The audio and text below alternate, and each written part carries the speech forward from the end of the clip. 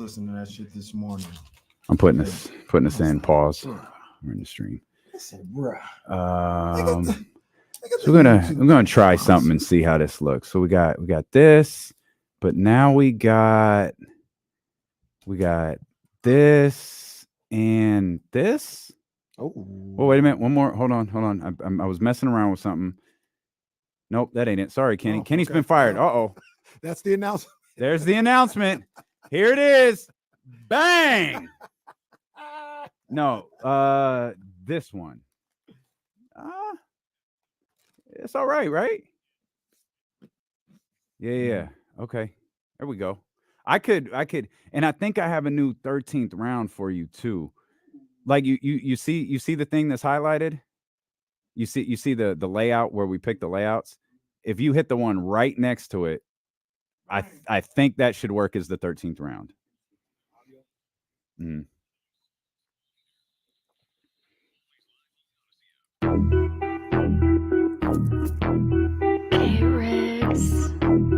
Yeah.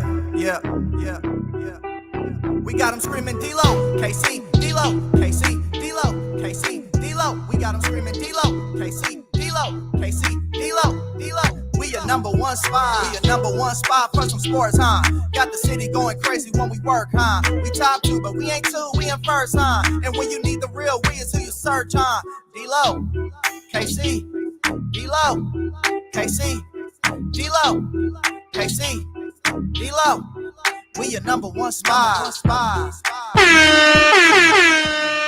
Where you at, baby? Come on, man. You know what, man? Hang on. We need to do something a little bit different today. Come on. I mean, we ain't heard this song in a couple months. Let's let our man Young Zell rock here. They do not know what Sacktown brings.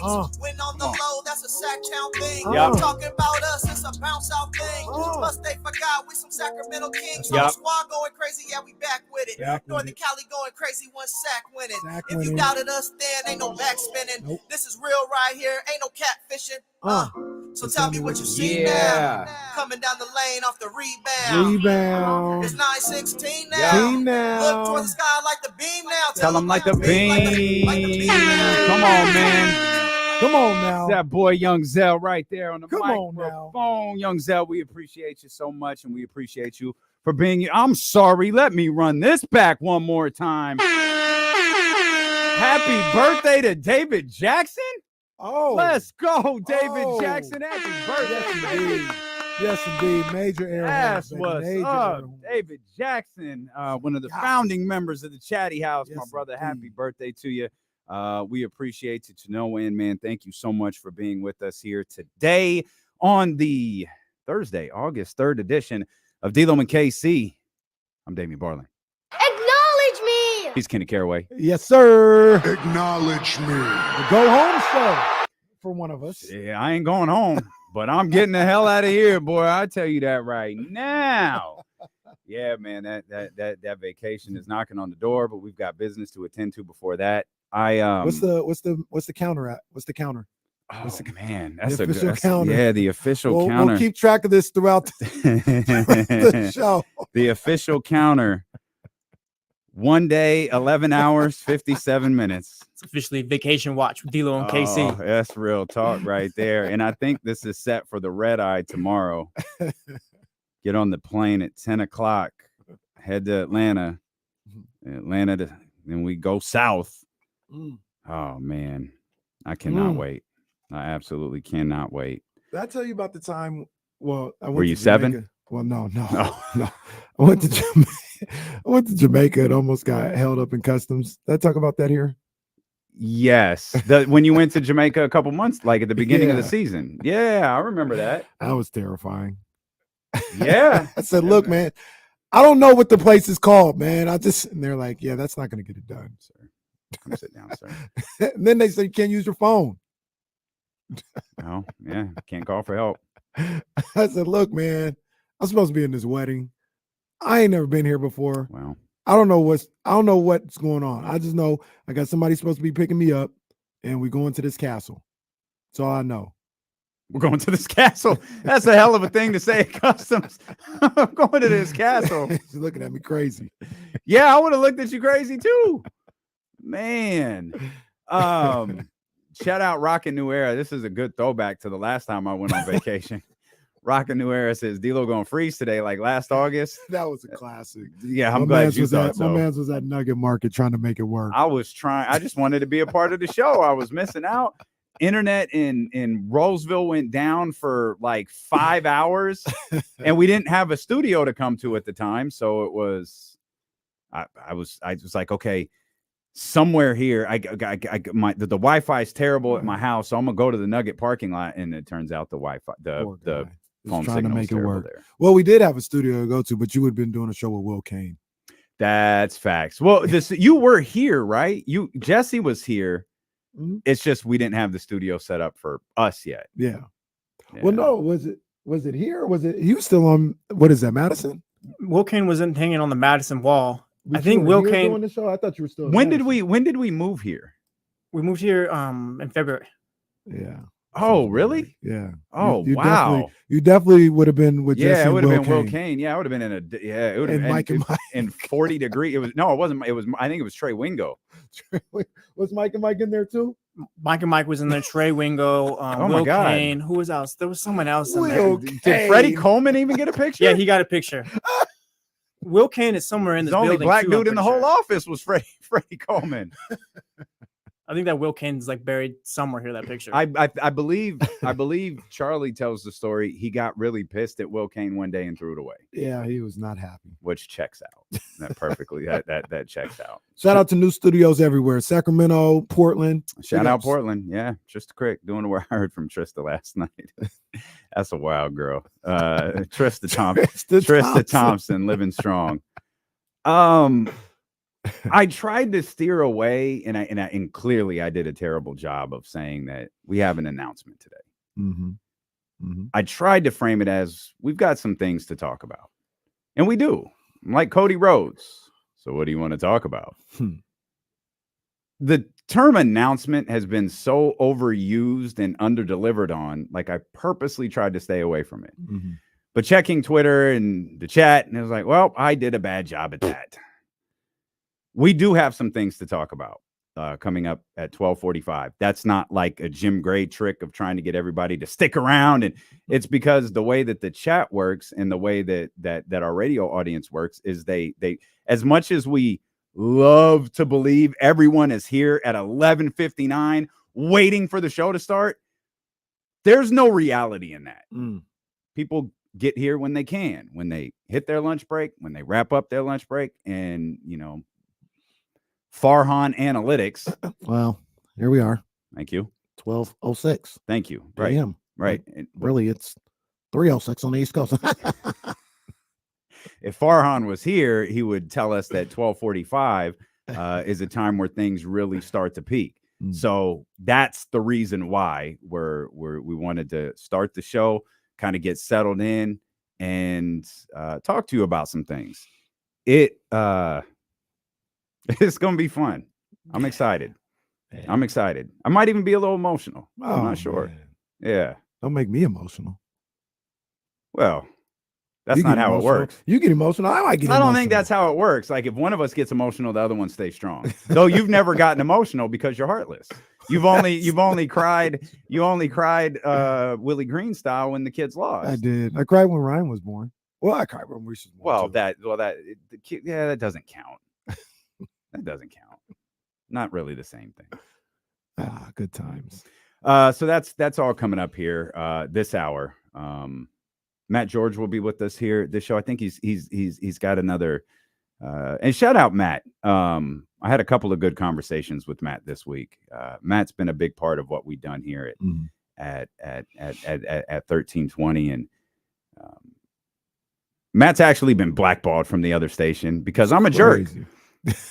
When Matt took the TV job, I was like, hey, you can finally appear on the show. And I'm the type, come on Monday.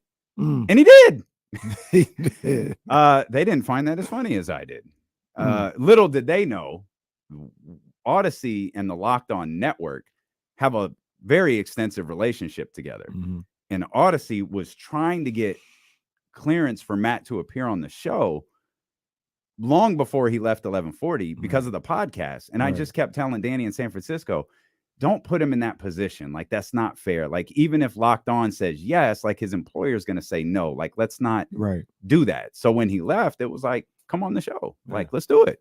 And I don't know that he's been on the show virtually every week since then. Yeah. Well, they hate him because of that. That's crazy. And their hate for him is good for us. And Matt has, as I've said, he's been a big part of this show. And with a variety of things we have coming up on ESPN 1320, Matt offered to jump in. I'm gone next week. He was like, hey, I could come hang out with Kenny for as long as he needs. I just need to know in advance. So. Matt, if you're listening, we appreciate you. We look forward to talking to you in the 1 o'clock hour. We also got a great game number 12 in the top 25 games of the Kings season. This one had energy. This one. So I forgot how much energy this game had. This had energy. Stories and moments. This game has both, because the story of this game actually encompasses a couple of games. And this again, we're in the top half now. We're not going to talk about a bad game. No. But I just love bringing up the memories of these moments, and we've got a good one at number 12 here that we'll talk about as the day progresses. Kings announced their 5-game preseason schedule today. 2 games at the Golden One Center. Everyone found out yesterday, thanks to the Golden State Warriors, that the Kings will be playing at the Golden One Center against the Warriors on Sunday, October 15th. And then I think this is the last preseason game, Thursday, October 19th against the Utah Jazz. Their preseason tips off October 8th at the Rogers Arena in Vancouver against the Toronto Raptors. Then they got a game in Anaheim against the Lakers on October 11th. And then, of course, the Chase Center game on October 18th, which, if you caught that, the preseason ends on a back-to-back. That's crazy. Get those the Kings Frankie still Ferrari no minutes ready. I guess not. My still goodness. No respect. I got one gripe to pick with the Kings with this one. Okay. It's my people, Uncle V, the whole crew over there is my people. But we got to do better with the TV situation. Yeah, the TV situation is not good.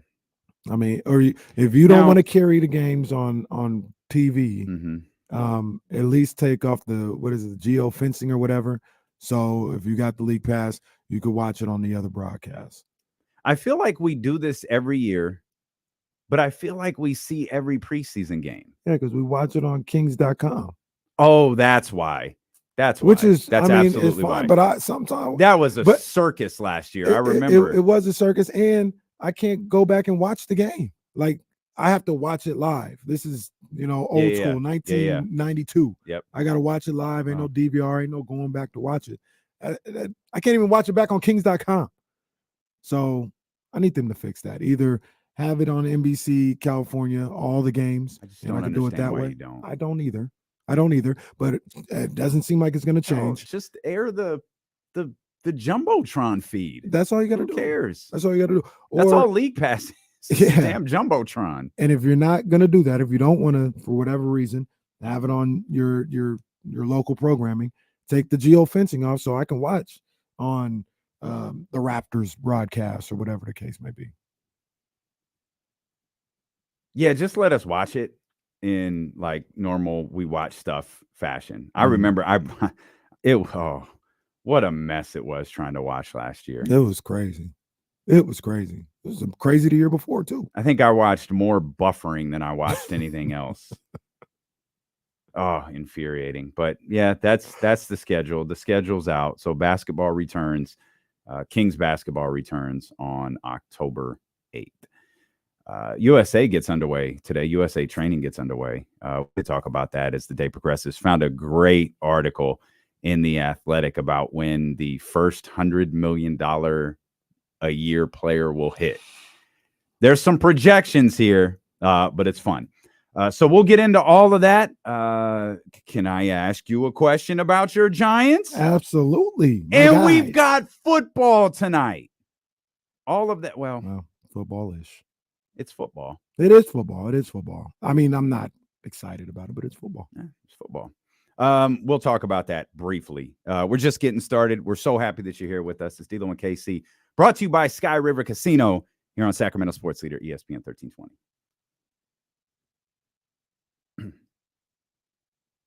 I can't hear you. Oh, okay. Oh, that was today. People were saying it was supposed to be yesterday. Yeah, no, Sabonis going to be on in like 3 minutes. Kerry live here on Deal.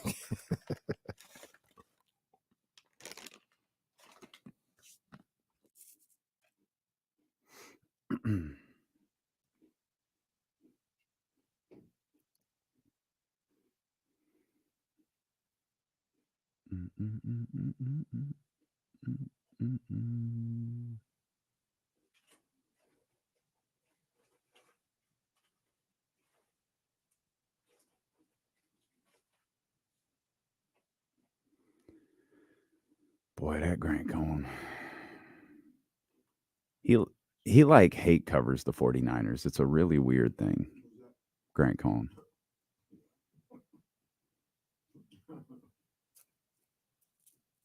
Oh, appreciate you, Leezy. Thank you, brother. Thank you.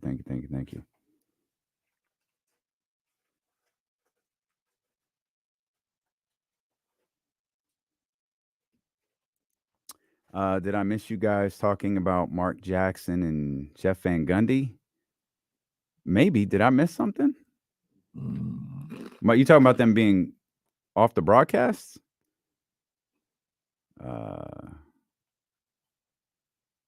Mike Breen talked about it yesterday. Oh, did he? Yeah, I didn't see He it. did. I mean, I saw Mark's statement. That's he was just like, yeah, it's tough. I thought we had something good. Yeah. I don't know why. Oh yeah. We definitely talked about that, B, for sure. I thought that was a good crew. I thought it was too. I did. Beadle. I was reading something with Michelle Beadle. I don't know the origins of it. I think it was on Awful Announcing. She was talking about ESPN's basketball coverage, specifically NBA Countdown. She was like, the teams never get a chance to. I think she used the word marinate. They never get a chance to like stay together. They're constantly chasing them instead of letting something grow together. And this was the most stable part of ESPN's NBA coverage. Now it's not. Doris is going to be fantastic.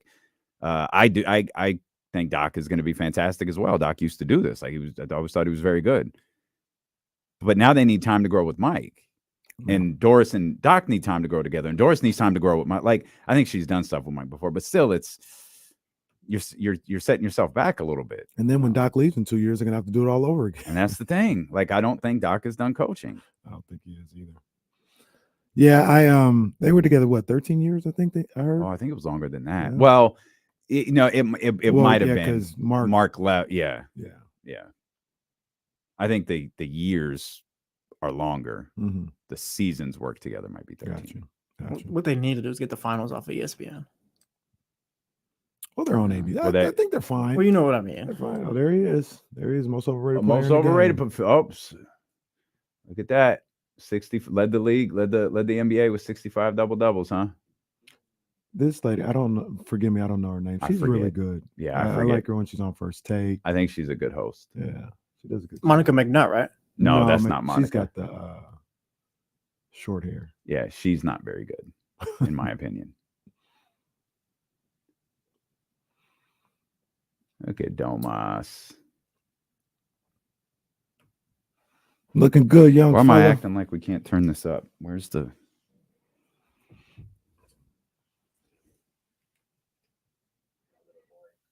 Well, Anthony, that's a good point. No, shut up. That's our center right now on TV. Yeah, big ups. Can I give a quick shout out? Please do. Yeah, shout out to my guy, our guy, Mm-hmm. Brett Barish, man. I had a little Hey. conversation with him back and forth, man. Just a great guy, man. So much he's done for D'Lo and KC during our whole existence, man. So shout out to my man, Brett Barish. Yeah, they played a major role in D'Lo and Casey being taken seriously with our sales staff.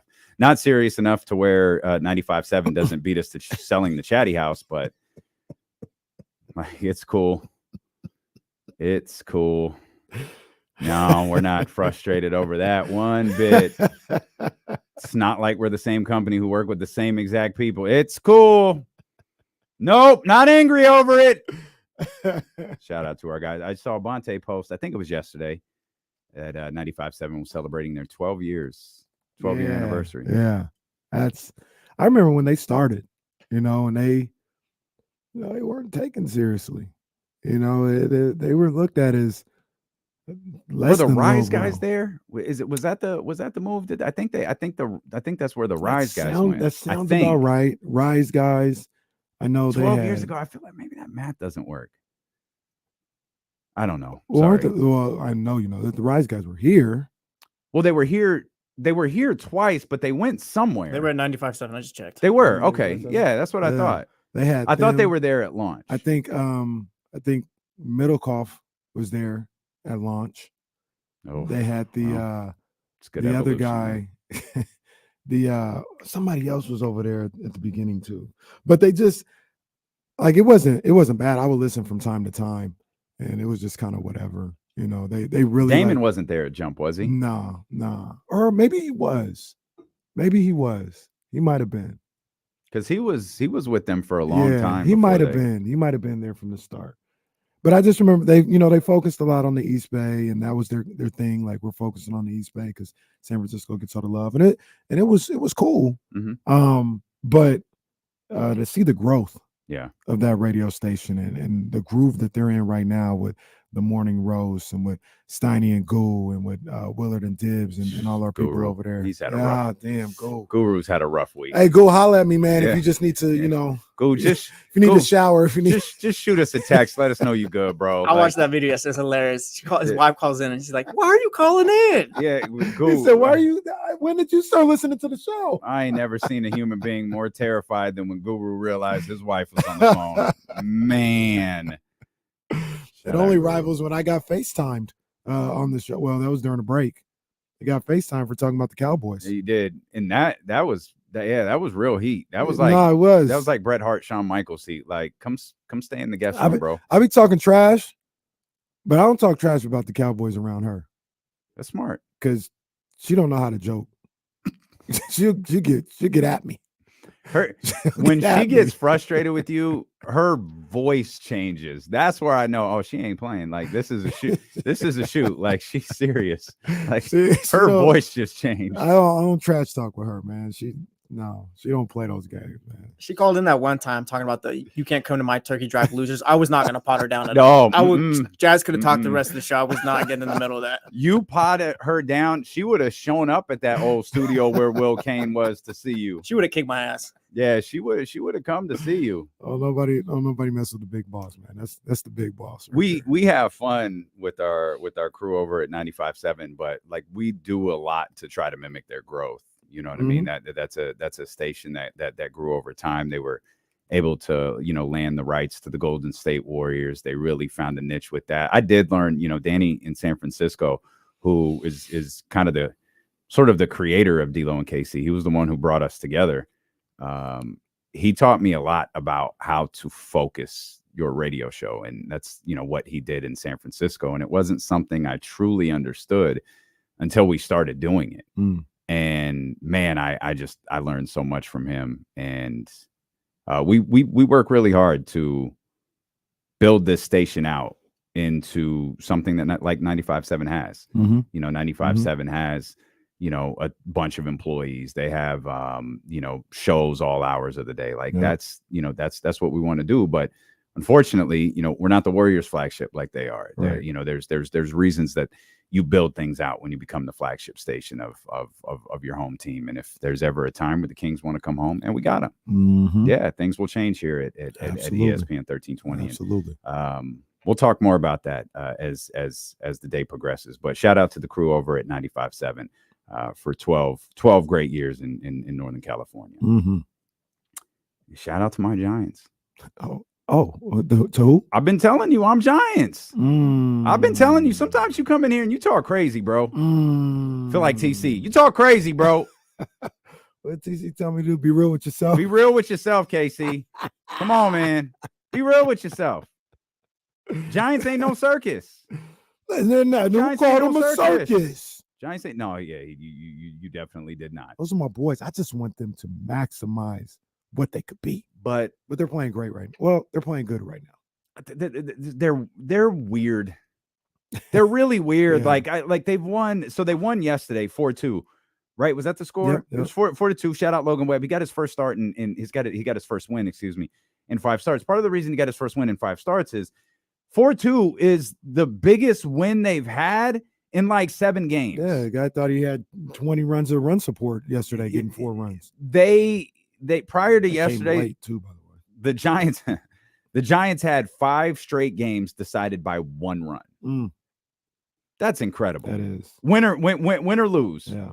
The last 5 games were decided by 1 run each. Yeah. I mean, that was a big time win. And now this is something Danny in San Francisco also taught us, but we're going to go against this. Yeah, we didn't listen to everything Danny taught us. They're going to go and try today to win 3 out of 4 against the Diamondbacks. And I just think that's, if they could pull that out, that'd be big time. That'd be big time to create a little separation between them and Arizona and essentially make it a 2-team race in the NL West. I know they're, doing fine in the wild card, but right now if I'm the Giants, definitely still looking at the division. Absolutely. Definitely still looking at the division. Absolutely. And you're right there. You got an opportunity to win that division. And like I always say about that, you get to solidify home field advantage in that first round of the playoffs with winning your division. And they're a little inconsistent. That was the frustration that I had at the trade deadline. I thought maybe bringing in a pitcher or a hitter or both would help them with the consistency, because they've won 4 out of 5, I believe. That comes off the heel of losing 5 in a row, which comes off the heels of winning 7 in a row or something like that. Like they're inconsistent. And I thought if they could solidify that lineup and that rotation just a little bit, it would help them down the stretch be more consistent. But so I'll ride this wave right now. 11 games over 500. No doubt, and not trying to, I'm having fun with my Giants, but I'm going to lean on your expertise. Could a move at the trade line have really done that? I mean, it depends on the move too, because they did make a move. They got AJ Pollock, but if they were able to get Verlander, that solidified that rotation. That also solidifies your rotation going into the playoffs. Like you go into a playoff series with Logan Webb and Verlander, you can get with anybody. Was that realistic? I don't know. I don't know. It doesn't seem like it, but I don't know. Also, I thought, and he didn't end up getting traded, I would have loved to seen them go after Paul Goldschmidt if he was available from St. Louis, and get that bat. Obviously, Lamont Wade he's doing a fine job at first base. He's not doing bad, but if you could, kind of solidify what that first base position is on the defensive end and keep Lamont Wade out as a DH or have Goldschmidt there as a DH, whatever you want to do, it just stretches out that lineup just a little bit more with another bat. I would have loved for that to happen, but it didn't happen. AJ Pollock, we make our jokes. Who knows what's going to happen? Who knows? Could have been a bad situation. Yeah, it could have been. Well, I'm sorry. I didn't mean to laugh. I just can't get that comment out of my head that I read from McCovey Chronicles where they said the Giants went and acquired the worst player in baseball. Come on, man. Like it was funny. It wasn't fair, but it was funny. But the thing about it, I learned my lesson in 2012 when at the trade deadline, I talked about this. I don't think it was on the show. I think it was on the live stream, but I'll say it again. When the Dodgers and the Giants were battling for the NL West, and the Dodgers went out and got Hanley Ramirez. I think he was with Boston at the time. They went and got Hanley Ramirez, and I think that's the same summer they got. Adrian Gonzalez and Josh Beckett. I'm not sure, but anyway, they went and solidified their roster. They got some big names and some big bats and some big arms. And right after Hanley Ramirez came into AT&T, hit a game-winning 13th inning home run to win that game on Friday, the Dodgers ended up sweeping that series. Mixed in between that on Saturday, the Giants announced, we went out and traded for Marco Scutaro. I said, you got to be kidding me. These guys are getting Hanley Ramirez, they're getting Adrian Gonzalez, they're getting Josh Beckett. I think they got Carl Crawford. Then we get Marco Scudero. And Marco Scudero, as Bonte would say, eats for free in San Francisco forever for what he did down the stretch in 2012 and in the World Series and in the postseason in general. Judging by your tone, Marcus Scudero, the original Scotty Barnes? Yeah, sounds about right. Wow. Sounds about right. Yeah. John Poles mentioned Pollock could be like Cody Ross. Cody Ross in 2010, one of the great out of nowhere performances in the postseason with what he wanted to do. So I will reserve any judgment on AJ Pollock until I see what he does in a Giants uniform. I learned my lesson years ago. Okay. Just like one year they traded for Dan Uggla. I thought that was going to be a good move. I think he was off the team in 3 weeks. Grand opening, grand closing. I've lived through those. Speaking of grand opening, the Jets and the Browns play tonight. It's one of those things where, like, you tune in and you hear the announcers and you think you're watching football, and then it really doesn't take too long before you realize you're not. Like, don't tell me you're excited to sit down and watch a preseason game after spending 2 months trashing the XFL. Oh, wow. Like, these things are one and the same. Right. They're players from the XFL out there. That's facts. That's facts. Shout out to The Rock, who just seems to be like Santa Claus. See, The Rock donated, he's one of several actors who donated $1 million to the SAG union, going through the strike. And then I think I got an alert. I didn't get the opportunity to read it. A UFC fighter said something in his post-fight interview that he had $7 in his pocket. That sounds like the black guy. Are you talking about the one who said he sent money back to it? I think he sent it back to his country or whatever to help him get set up with something or whatever. The Rock came up. I think it's the same fighter. Yeah, The Rock came up and shot him some money. But the importance of it is the $7 because The Rock will tell the story that when he left the CFL, or the CFL left him, and he went to be a wrestler, and he went to work with his dad and Pat Patterson and all of that, and he had Hall of Famer Pat Patterson right there. He had $7 in his pocket. That's the way he used to frame it, and that's why he named his production company $7 Productions. So apparently this fighter said something about, I have $7 to my name. This fight is whatever. I guess The Rock bought him a house. Wow. I don't know. It's good stuff by Dwayne. It's great stuff. Yeah, it's good stuff by Dwayne right there. So your jokes about the XFL, like, he's giving these guys an opportunity to get back in the National Football League. He's giving them an opportunity to do it here, which he had to try to do in Canada. And look, he's giving them that opportunity, sure. But he's also giving them an opportunity to just continue to live out the dreams. They may never make the NFL, football, but they're playing professional football. Yeah, and they can do it from home, like you said. Instead of having to go into Canada to do it, they can do it at home. So while I may not be interested in watching the game, I always say this all the time. There's no harm in having the league. What's it hurting? What's it hurting to have the league? It ain't hurting nobody. If you want to watch it, you can watch it. If you don't, you don't, and they can keep doing it. So. That's kind of how I feel about tonight's game. If you want to watch the Jets and Browns, watch them. If you don't, you don't. Really, what these preseason games, especially the Hall of Fame game, because the Hall of Fame game is more like a summer league game than it is a preseason game. It's the extra one that, like, you get the prime time, you get to kick everything off, but no one really wants it. And no one really wants to play in it either. So what you'll get tonight is a very extended conversation about Aaron Rodgers and his leadership ability with this group. You're going to hear about Bob Salah, and you're going to hear about Nathaniel Hackett and Sean Payton. You're going to hear those stories. You're going to hear about Deshaun Watson. You're going to hear about the Cleveland Browns and how, I don't think you and I agree on this, I do think Cleveland had a window that they might not have taken advantage of. I don't know that window's like, it's not slammed shut. It's just like someone's hands are on it. Like, I don't know if that window's going up or down, and it all hinges on Deshaun Watson. I just feel like you got a force like Myles Garrett. You had a roster at one point, but you didn't have a quarterback. with all due respect to Baker Mayfield. You didn't. Great And commercials, though. Great commercials. Haven't seen those commercials in a long time, No. but great commercials. But that's what you're going to hear tonight. You're tuning in to hear the stories about the Jets and the Browns from the announcers while watching whatever is happening on the screen. Yeah. Yeah. And that's what it is. This one's on NBC tonight. I assume. Yeah. Yeah. I mean, you know, I understand people who like, you know, football's bad. You get to see NFL teams, you know, in their uniforms and their helmets and, you know, see them on the field. So there's a certain level of excitement for that.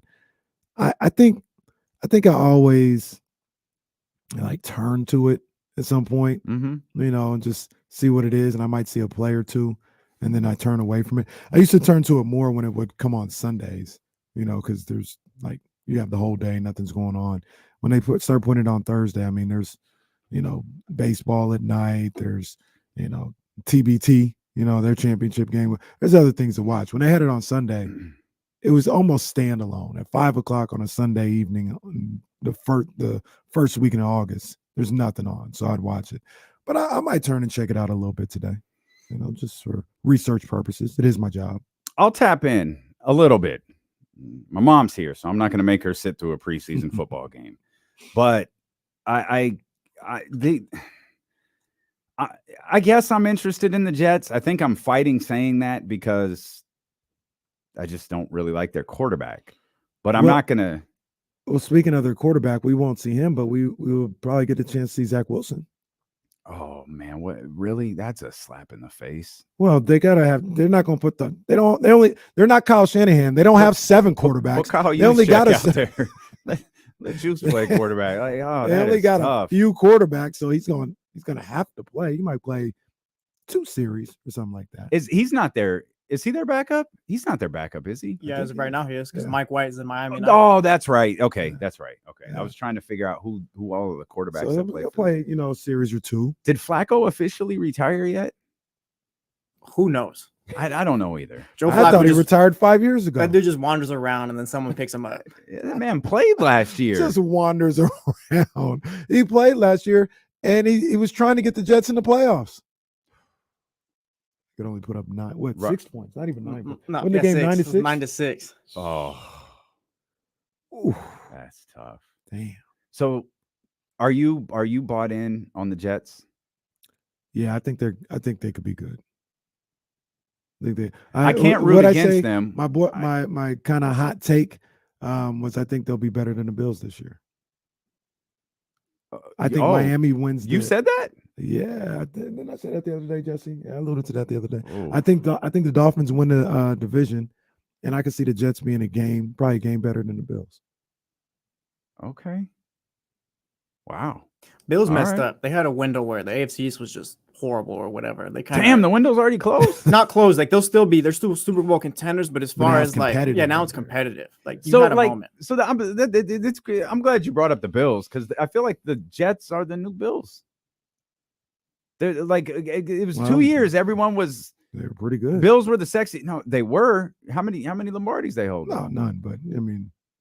Yeah, no, they were good. I don't mean to go Denny Green, RIP, but like we crown these dudes quick. Well, you could say contenders.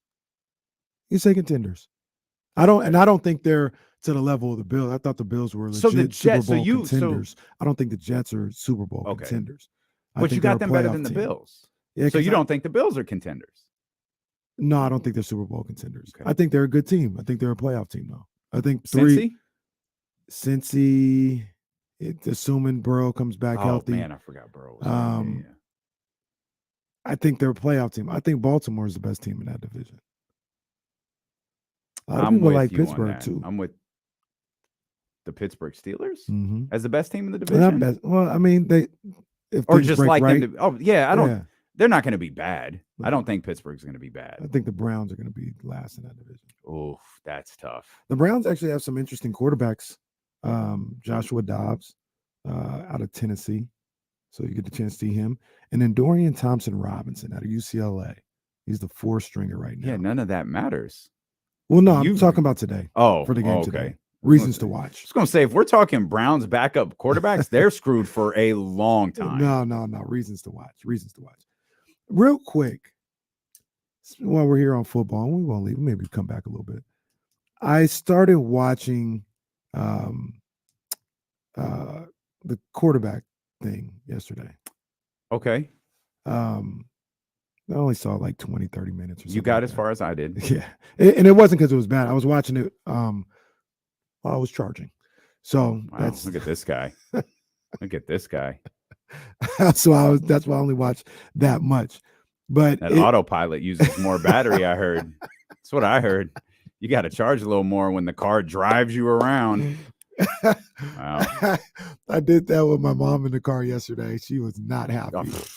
Oh, so you did it twice. Oh, look at this guy. He's just driving around on autopilot. I was on a regular street. Had his feet up, watching quarterback on Netflix. Got in there. I tricked her. I said, hey, I want you to hear. I got this new sound system. I want you to drive with me real quick because she came over to see the kids. I said, come on, come with me real quick. I want you to hear this. It sounds great. And I got in the car. I was driving. And we were just on the neighborhood street. And I said, you guys, it's a visual bit, but I turned to her. I said, so how are you doing? But she said, hey, what the hell are you doing? You're a jackass. Yeah, put your hands back on the steering wheel. Oh, that is and when she saw comedy. what was going on, and it kind of took the bend a little bit, and she's like, no, get this, get your hands back on this wheel. I can hear your mom. Kitty, what are you doing? I can hear your mom's voice right now. Happy. Kitty. She was not happy. But I She's said that stop to say, promoting us. I was watching quarterback, and one thing, like, I'm gonna kind of remember this. I'm still gonna be like critical if somebody makes a bad throw or a bad interception, because like it's got to be better, whatever, right? But there's a play early on where Kirk Cousins and the Vikings are playing against the Eagles, and Kirk threw 3 interceptions that day, and one of them he throws, and he makes the throw, and Justin Jefferson is like in the vicinity, and the Eagles guy picks it off, and it just looks like a god-awful pass. Like Kirk Cousins seeing goats. Like, what are you doing? That is terrible, right? Everybody watching it. Kirk Cousins, where are you throwing the ball? Like, what are you doing? He's trash. He's shook. Get him out of here. And immediately after the interception on the field, Kurt and Justin come up to each other. And Kurt is like trying to calm him down. Like, what'd you see? What'd you see? What'd you see? He's like, nah, man, I saw him right there and I didn't go in. And he's like, it's my bad, man. I'm sorry. That's my fault. That's my fault. And he's like, no, it's okay. Kurt was like, just, keep running the route. You're good, whatever. He's like, nah, man, that's my bad, man. I'm sorry. That's my bad. But it was just like, if we don't know what we're watching, we're like, Kurt, you suck. And they both immediately, like, Justin runs up to him like, man, my bad. I'm sorry. I did wrong there. He's like, don't worry about it. You're good. You're good. You're good. And it was just like, oh, maybe we should calm down sometimes when we see some of these picks, because we don't really know what's going on. Meanwhile, producer was like, go save Kirk. Go blame yourself. No one will get mad at you. No, I'm just kidding. I don't believe that to be true at all. I think that happens a lot more than we realize. Let's get Daniel in here real quick. 916-909-1320. What's up, Daniel? Fellas. Hey, man, Casey, glad you brought up that show, man, because I watched the whole thing over the past week. And that one play you're talking about, I watched it twice because he turned, Cousins turned, and as soon as he threw the ball, no, he knew he threw a bad pass. As soon as he threw it, he was so mad at himself. The show has given me a different view of the guy. I think I'd take him on the Niners. A lot of now if he came over here now. No, I disagree. I would not. But I'll say this: a lot of people feel that way about Kirk Cousins after watching the show.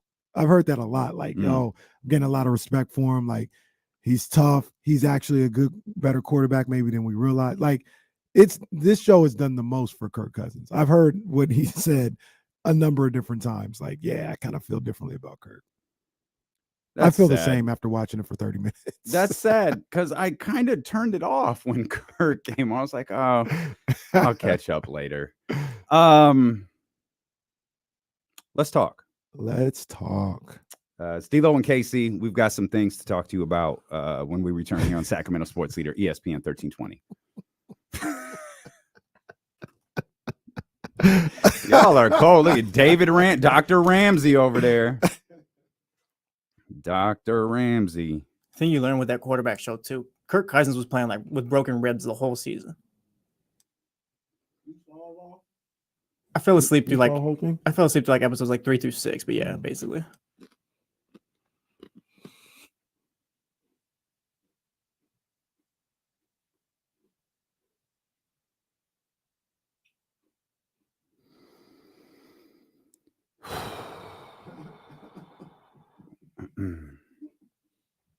Are they, Jason? Are they Oh, make sure you respond to Jake when you get a chance. Oh, Jake sent us a text like during the meeting or maybe right after the meeting. oh yeah. I didn't even see it. Damn, Woj spoiled the announcement. Told y'all we don't have an announcement, man. We just want to talk. We just want to talk. Damn.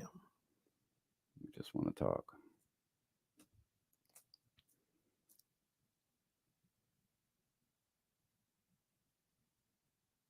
Man, we appreciate everybody tapping in.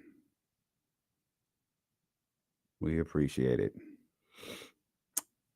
Yes, Peyton, this is in fact the news that pertains to August 14th.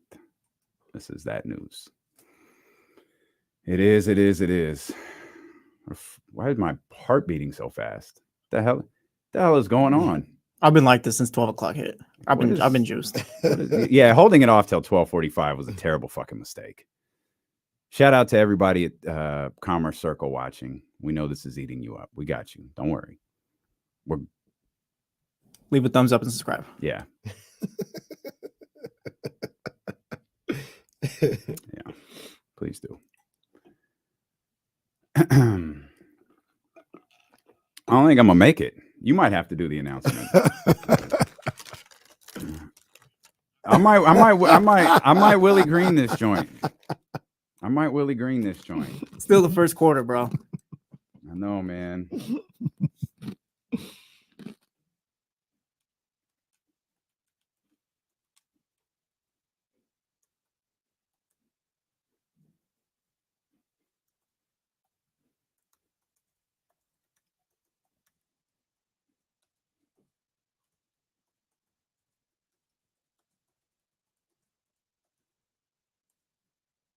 Oh, man, text.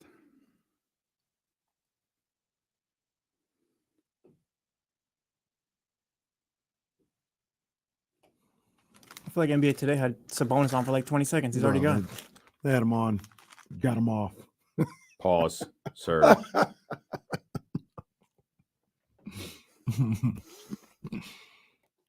First interaction with Diana Taurasi when you entered the WNBA. I remember my first interaction with Diana Taurasi. I love Diana. No nonsense. Says what she says. Oh boy.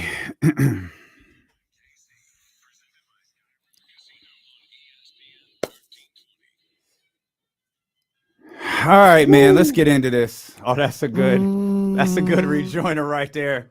That's a good rejoiner right there. I'm a boss. So let's do this. I said I wasn't gonna Jim Gray this thing. I'm not sure that that's entirely accurate. So let me tell you about what I'm gonna do for the boys and girls club. I want to talk about what I'm gonna do.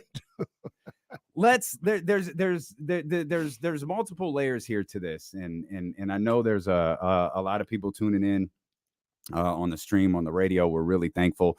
Let's get some obvious stuff. It's certainly a professional announcement. It's a very personal announcement for me and Kenny too. But let's start with ESPN business, because that's what you guys love. Like, is D-Lo and KC announcing a new show?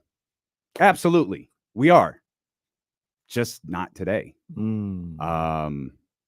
Philadelphia, much like their sports fans, suck.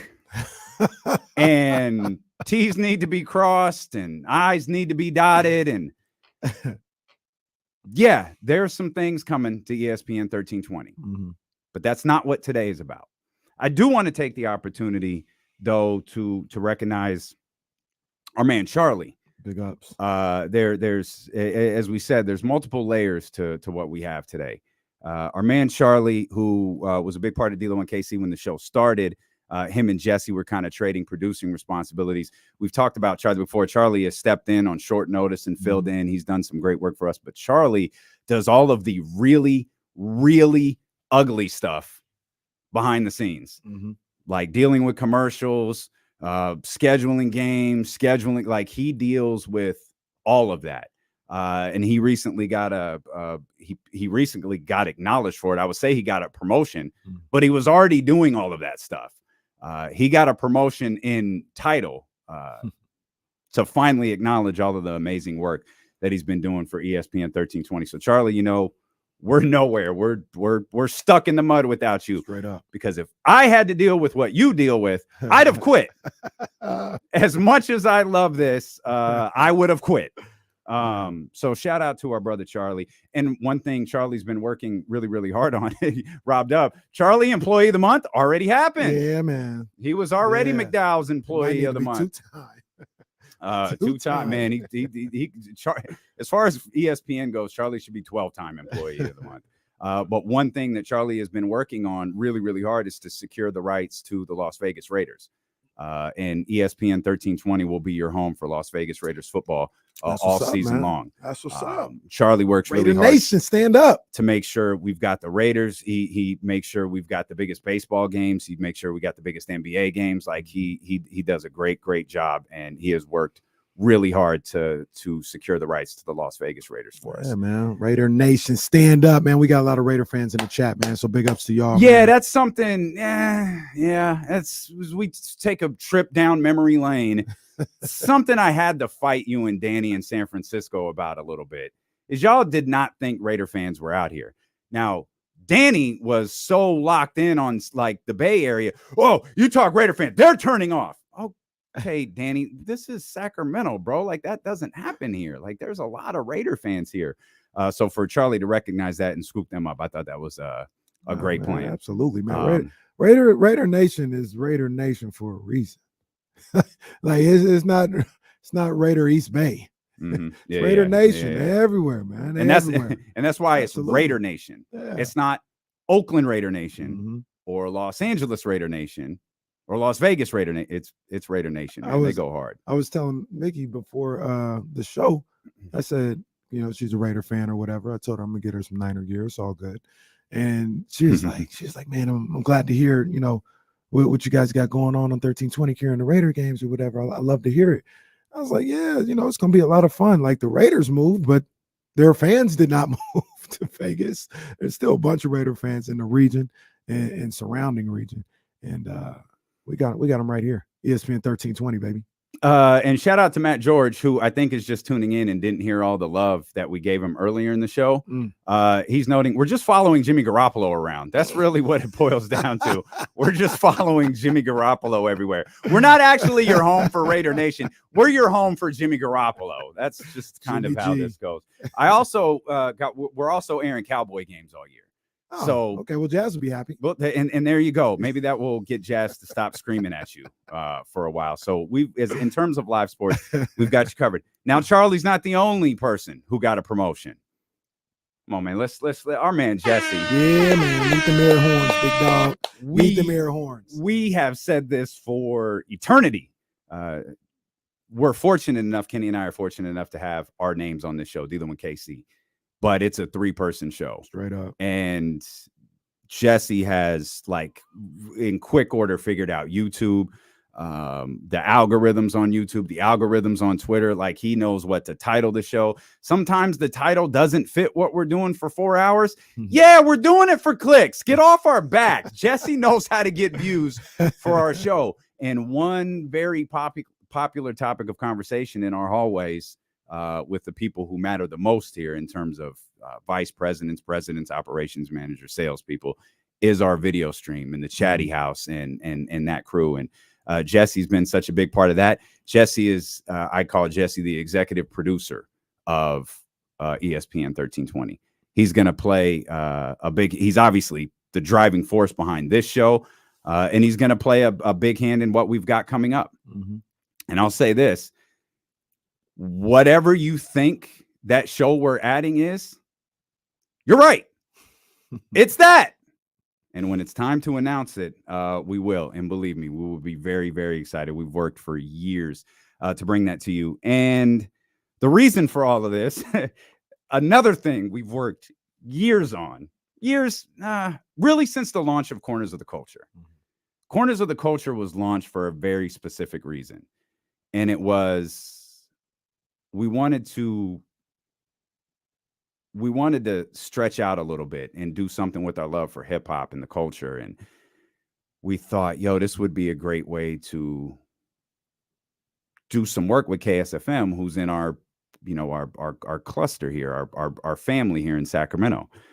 And, we launched it. We thought you guys made it a huge success.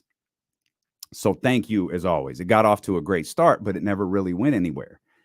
And this is where the Jim Gray portion of this comes into play, because this story has to be told. And I said it before and right after that live broadcast at Sky River changed a lot of things for D'Lo and KC and for ESPN 1320. And I joked that a lot of people in our company in this building were hearing our show for the very first time. And they'll tell you they weren't, but they did. And more importantly, they saw you for the first time. They saw the Chatty House for the first time. They saw those D'Lo and KC hoodies. They saw those D'Lo and KC t-shirts, and they looked around like, what the hell is happening here? So to the 200 plus people who came out to 32 Brew Street in Sky River, we hope that you're back September 21st for our next live broadcast. And thank you, because there was one other person who was there that day. He's a guy that you've heard us reference a couple of times here on the show, our man Complex. Complex now runs 102.5. He runs 106.5 The End. And he was there on what was essentially his job interview that day. Now, the unique thing about Complex is he is well respected in this industry. Straight up. Our company wasn't interviewing him. He was interviewing the company. And when he saw that group show up at 32 Brew Street, I think we got something here. And that's what the announcement is. Beginning on August 14th, when we wrap up here on ESPN 1320, we'll be on the air with you every single day, 12 to 4, just as we are now. Then we're going to flip this studio into the KSFM studio and host the afternoon drive show over there. From 3 to 7. Come on, man. Come on, man. D'Lo and KC, 3 to 7 every day on KSFM 102.5. This is major. It's pretty crazy because the people like like our vice president, our operations manager, they keep coming to us going, no one's ever done this before. And I don't know if they're trying to scare us out of it or hype us up. I'm not really. They just keep saying no one's ever tried this before. No one's ever hosted a sports show and then gone on and done a show on a music station like this. Like, there have been secondary hosts that have done it. There have been guys that have filled in on one or the other to try to exercise their different muscles. No one has ever. It's D'Lo and KC on ESPN 1320. It's D'Lo and KC on 102.5. Like, they keep telling us no one's ever done that before. So obviously we're really, really excited about it. You guys know how much we love hip hop. You know how much we love music. And let's address this right now. Wait a minute. 3 o'clock? Yes, 3 o'clock. But don't worry. The magic of radio will take care of that first hour. We are still live on ESPN 1320 from 12 to 4 every single day. And the magic of radio will take care of that first hour. We'll flip over to KSFM and do our thing over there from 3 to 7. Yeah, this is awesome, man. Like I always like had like little I had dreams, man. I had dreams of even when I was in LA about what it was going to look like to come back to Sacramento. And when I with the family decided to come back to Sacramento, because let's be honest, Jazz, Reese, they would have been just fine in Los Angeles. They trusted me and followed me. And I didn't come back here just to come back here. Right. It was like if I'm gonna make this move, I wanna do some big things. I want to, and just my nature and the way I go, I want to take over the world. And I'm gonna start with Sacramento, right? And I had a vision of, I talk sports, I love music. I talk sports, I love music, and I was like, how can I do either one or both preferably, but either one. And shout out to my people over at 97.5 KDE, man.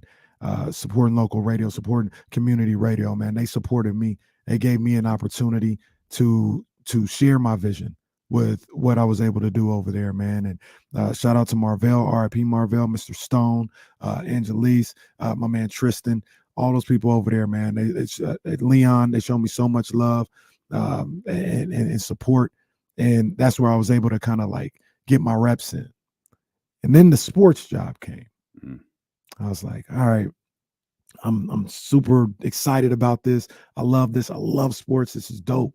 And then when I started to like understand the way things were made, I was like, oh, 1320 at the time, Intercom, they own 102.5. I was like, damn, I don't really have no pull yet, man, but I could, man, if they need somebody on a Saturday for an hour, you know what I'm saying, I could pull up. But like I said, I didn't know how these things work.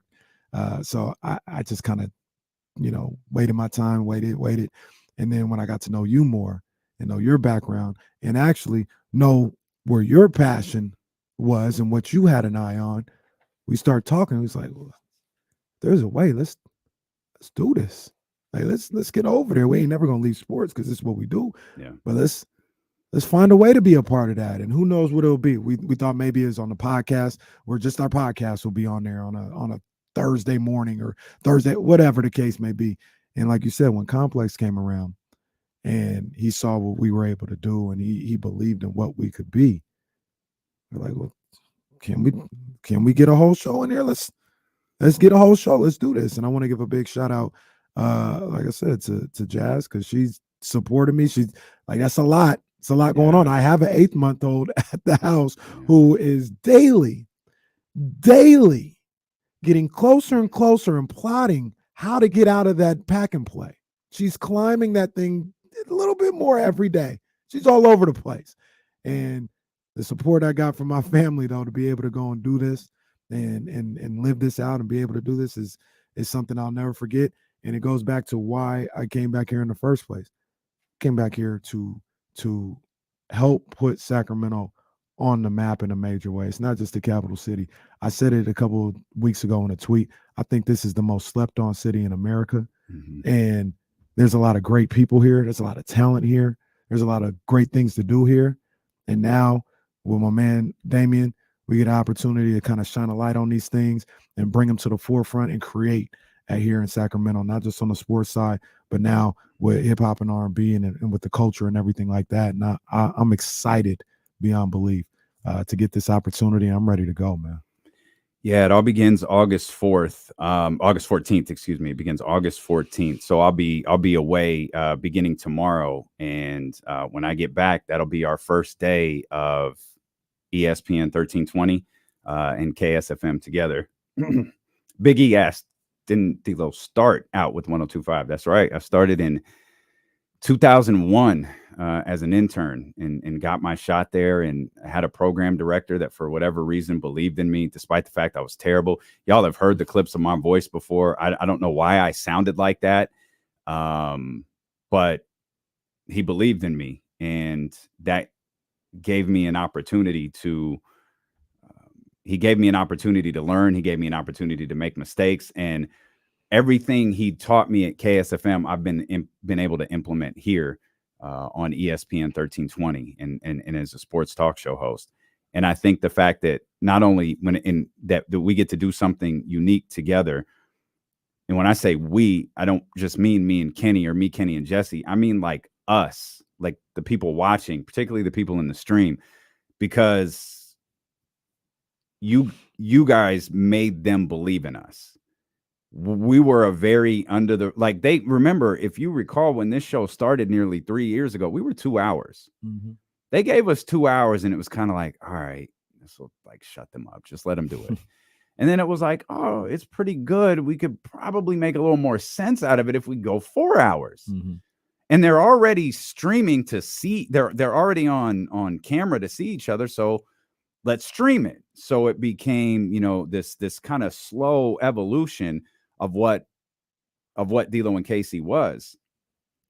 And you guys have built this audience, this chatty house, this group on the Odyssey app, the TuneIn app, 1320 AM, 98.5 FM.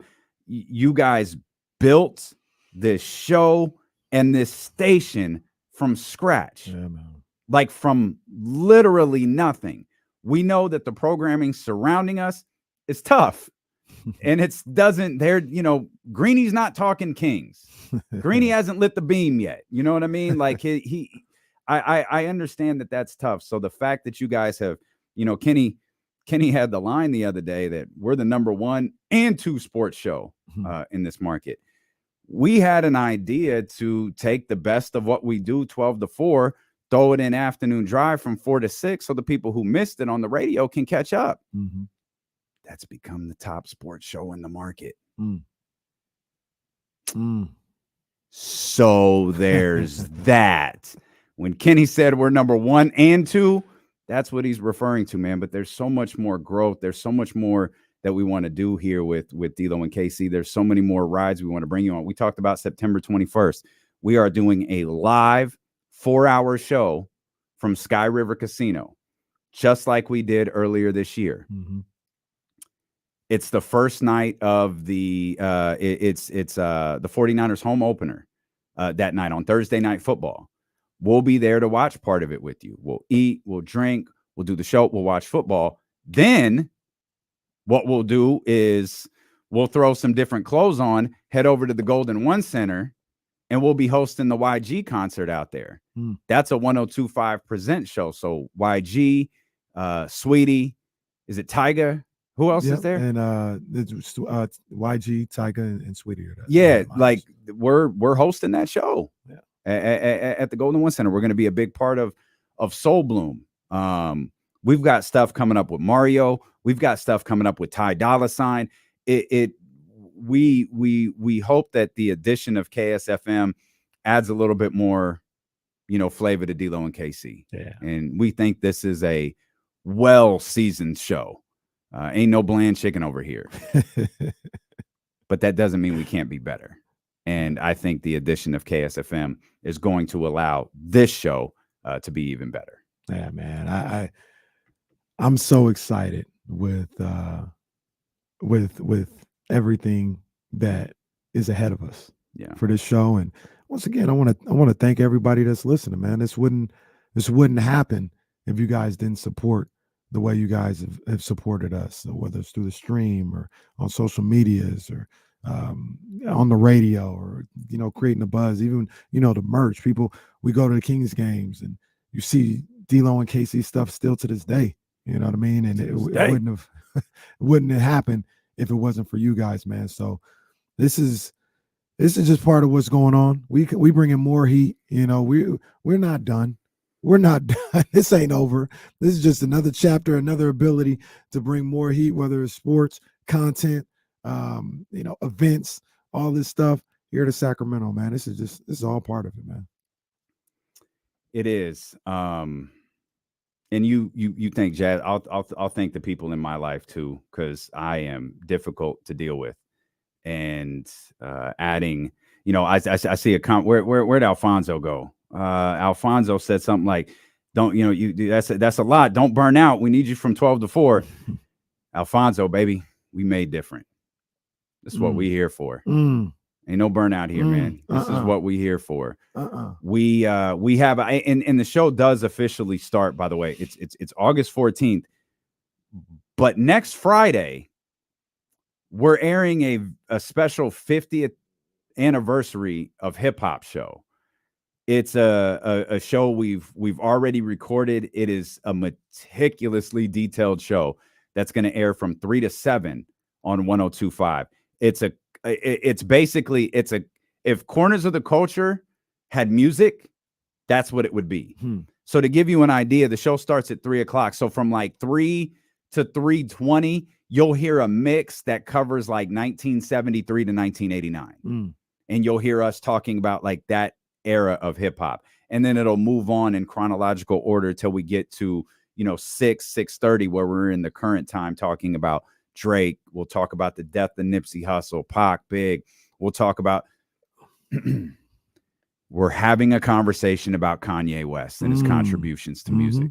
We'll talk about Hove and his come up and Nas. Like it is I'm really, really proud of this. And again, it is a meticulously detailed show that begins on August 11th, 3 o'clock on August 11th. Celebrating 50 years of hip hop. That's the actual 50th anniversary of hip hop. Yeah, that's gonna be dope. That's gonna be really dope. So that's it. That's what we've been teasing. When I posted The Rock, I'm finally The Rock has come back home. It's time to go home, man. It's time to go home. And shout out to Aaron. I was having a conversation about Aaron, who's our operations manager, man. That dude gets stuff done. He's been here for a year and he shook up like 3 different radio stations here and put them in better positions than before he got here. So shout out to our man, Aaron. He no-sells every big move that D'Lo and Casey make, but I think he secretly loves us. And to Stacey Kaufman, who is our boss, I can't say enough great things about her. I love her to absolute death. Yeah. Like I love her to death. They've shown a lot of love for what we do. They've shown a lot of support for what we do. Like you said, coming from 2 hours, you know what I mean? 2 hours. Somebody was telling me that's just nothing but an extended podcast. Yeah, you know what I mean. That's really what it was. It was, I sang the praises of Matt George. I think back to Marshall Harris. We've been really fortunate, like with building this show. People come on the show because they like the show. That's how our relationship with James Ham started. Like James was just the guy we'd have, a Kings guy we'd have on once in a while. And I remember it like it was yesterday. We did a phone interview with him, just like we normally do. He was headed to the arena. He hung up and he listened to the rest of the show. And then he called me the next day. He was like, "Hey, I got a chance to hear you guys when I was done. Like, I really like your show. It's a lot of fun. Like, Kenny's really good." And that kind of started the conversation. And James was like, I know how this business works, but I'd really like to come on more. Don't worry about paying and talent. Like, I just really would like to do the show more. It was a lot of fun. Yeah. And when we got James, when James started doing the camera stuff and kind of loosened up a little bit, and we started to learn, different parts of James Ham, different elements to James, like it, it was birthed from, he liked the show. Yeah. And when NBC let him go, it was like, this is easy. This is James. Come on, man. Come on. Rock with us, man. And there's more ahead for James. So, but to Marshall and James, even in, Deuce and Mo and all of the people who used to appear with us weekly just because they appreciated the show, man, they played a role in the growth of this as well. Absolutely. So we've talked about ourselves enough. We'll come back. I don't know what we're doing when we get back. Talking about the Boys and Girls Club. We're talking about what? Talking about the Boys and Girls Club. We'll talk about the boys. Yes, we will. We'll talk about our donation. Yeah, and God bless me for donating to the Boys and Girls Club in Greenwich, Connecticut. Literally the richest city in the country. We'll come back. I watched some highlights. I just have to say something because sometimes I know I sound like a hater. I have to say something about this individual. Because he's nasty.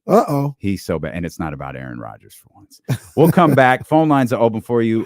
Thank you for sitting through this. We really, again, and thank you for getting us to this point, man. We really appreciate you. Phone lines are open, 916-909-1320. Regular programming resumes. Let's go, baby. Next here on Sacramento Sports Leader, ESPN 1320. He made it through. We made it. See? Y'all be talking that shit. You saw all the social stuff. That's why I had my head down. Okay.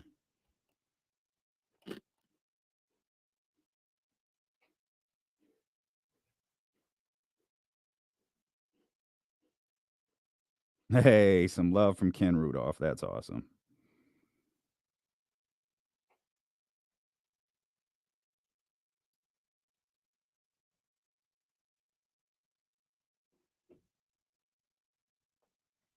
Shout out to the homeboy DJ Oasis as well.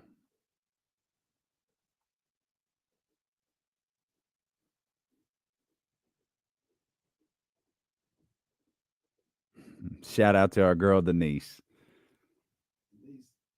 Denise stays showing love, man. Always, always, always. She was supposed to come by yesterday. Something came up and she wasn't able to make it, but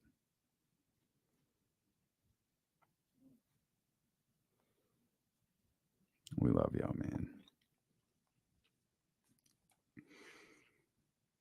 TC.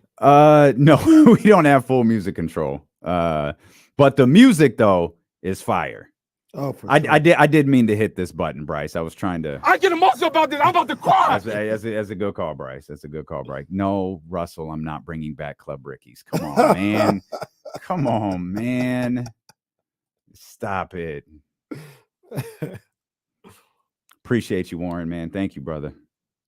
Thank you. Thank you.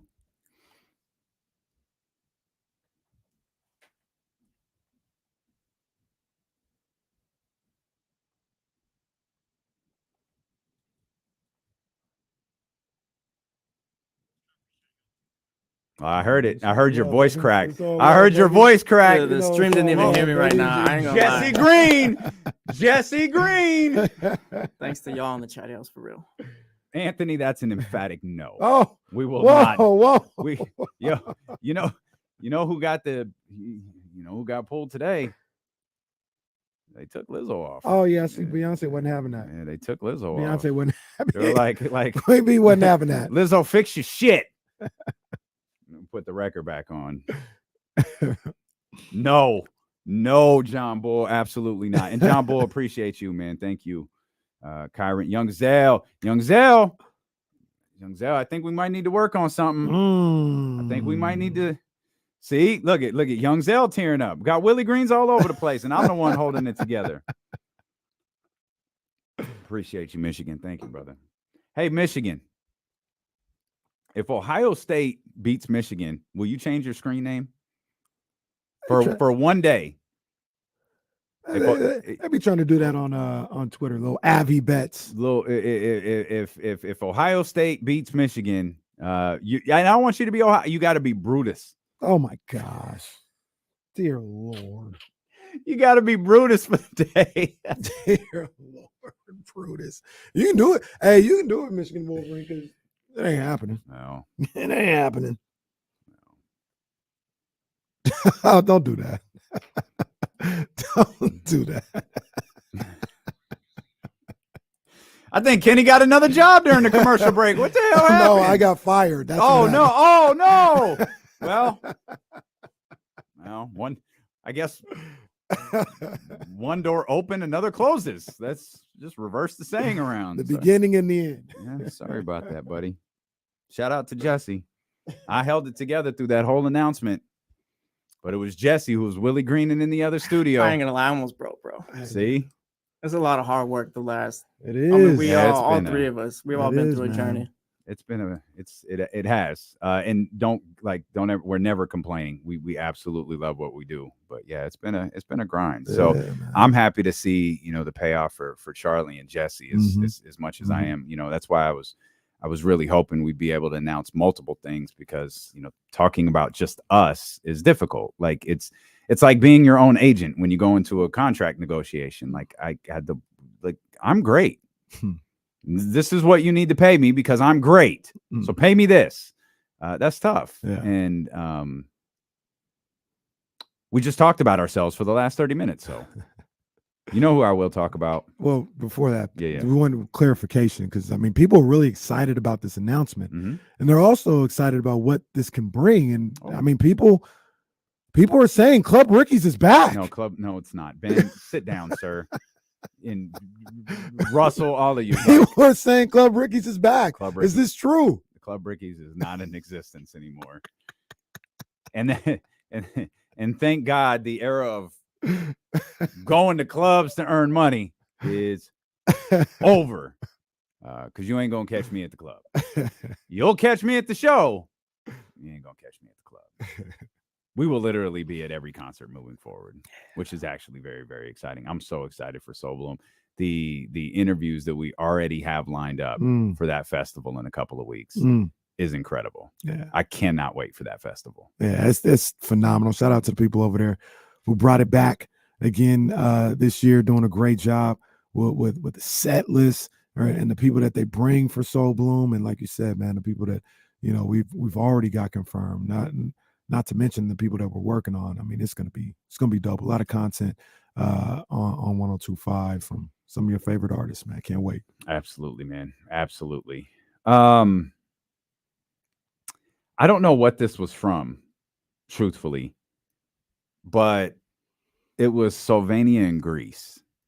So I don't know if this has something to do with FIBA. Yeah, it might be a friendly. Getting ready for FIBA. Bro, Luka is so nasty. That boy bad. That man put up a bad. When he's not when he's not doing that stuff with officials, he really is like he's a joy to watch. His game, like the other stuff, and maybe this is my own fault. The other stuff can ruin it for me. Like the other stuff that he does with the officials and the whining and all of that stuff, it can sometimes ruin the Luka Doncic experience. But if you're able to like weed through that and just watch him play basketball, he is nasty. And I was watching these highlights like, God, he really is a one of one. Like he is incredible. He's unbelievably talented. I'll push back a little bit. I don't think his game is that enjoyable to watch. And that I disagree. Because it's the same thing as James Harden. And I think he's got better handles than James Harden. I think James Harden. Prime James Harden, the way he would go between the legs, crossover, all that stuff. Prime James Harden had all that. I got to the point where I had to say, I don't like the way he plays basketball. The ball never moves. It sticks. No. It starts without him, but he is unbelievably talented. Like what he can do is amazing. That's how I feel about Luka. What he can do individually is incredible. Is incredible. I don't think it's that fun to watch. Well, okay. So I'll tag you in the highlight I watched. The one where he drops the dude, waits for him, stares at him, back. Yeah, gets the and one. Yeah. Like that's fun to watch. That's James Harden dropping Wesley Johnson in Los Angeles. Yeah, it's to say. I don't care how many times you say it. I'm not going to say anything nice about James Harden. So keep pressing me, and this show's going to end quick because I'm not saying nothing nice about James Harden. My conversation is centered exclusively on Luka Doncic. James Harden is an annoyance. Now, Luka is unbelievably skilled, though. He is skilled, and I think his handles is something that I kind of like gloss over. I got to pull up. Maybe is there a Luka Doncic 7 minutes of dribbling video? Probably. Yeah, he can go. Like I don't. That's not dribbles for 7 minutes in one game. One possession sometimes if he can. But no, probably. I mean, his handle, the step back, some of the things he could do with the rock. I agree with you. The talent is crazy. And some of the things he did, like that highlight, that's fun to watch. That is fun. That's something that makes you like just kind of throw your hands up and just like, oh my gosh, look at this dude. And when he isn't doing the complaining or hunting for fouls and stuff like that, those things can get lost in translation with all the other stuff. Just his pure skill level, the same way I feel about just watching Kyrie play basketball and his skill level, appreciating his skill level. That's the feeling that Luka Doncic can give you with what he can do skill-wise. Let's get TC in here so we can fire someone. 916-909-1320. What's up, TC? What's up with my two brothers? What up, TC? Oh, man, just wanted to first and foremost start off with congrats, man, to my brothers, man. Thank you, my guy. brother. Thank you. Thank Appreciate you. Yeah. Before we get into sports a little bit, so y'all going to be at the Soul Bloom, please tell me that y'all at least got not of all three, but one of the interviews with Ella May, Malaya, or Sabrina Clado. Oh, well, I don't want to say nothing before we can say something, but I mean, just stay with us, TC. Stay with us. That's all I'm gonna say, man. Just stay with us. I feel really good about what you just said. Yeah, man. Yeah, just stay with us. Listen, I'm gonna leave it at that because those might be the three dopest artists. I listen to them all the time, bro. They heavy in my playlist. Those three ladies, for sure. They got so many people like that coming through. Like I said, obviously our favorite Coco Jones, Tiana Taylor gonna be there. Jacquees gonna be there. Joey Badass gonna be in the building. Brett Fias, Kalani. Like it's the lineup is crazy. The lineup is crazy. Chloe Bailey gonna be in the house. Chloe Bailey damn near afterthought. Chloe Bailey gonna be in the house. Come on, man, it's crazy out there. Look at my boys, man. Big thanks, man. I love both you dudes, bro. Hey, man, right back at you, TC. Sure. Hey, look, Kenny. Hey, so let's get rid of Kyle's punk ass while we can. You know, with all these feel goods, let's go ahead, TC. Hey, fire him on the spot. Hey, listen, I told you we're gonna talk about that later. Hey, have y'all got a chance to look at Quincy Avery's interview about Trey Lance and what they was talking about? No, the dude he worked with.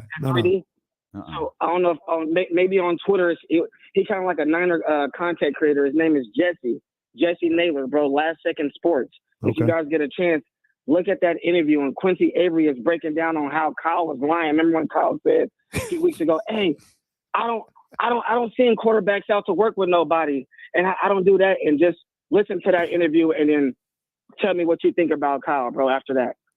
Well, wait a minute. Is TC still here? TC, I'm gonna try. I don't know when I'm gonna get it. So what did he say?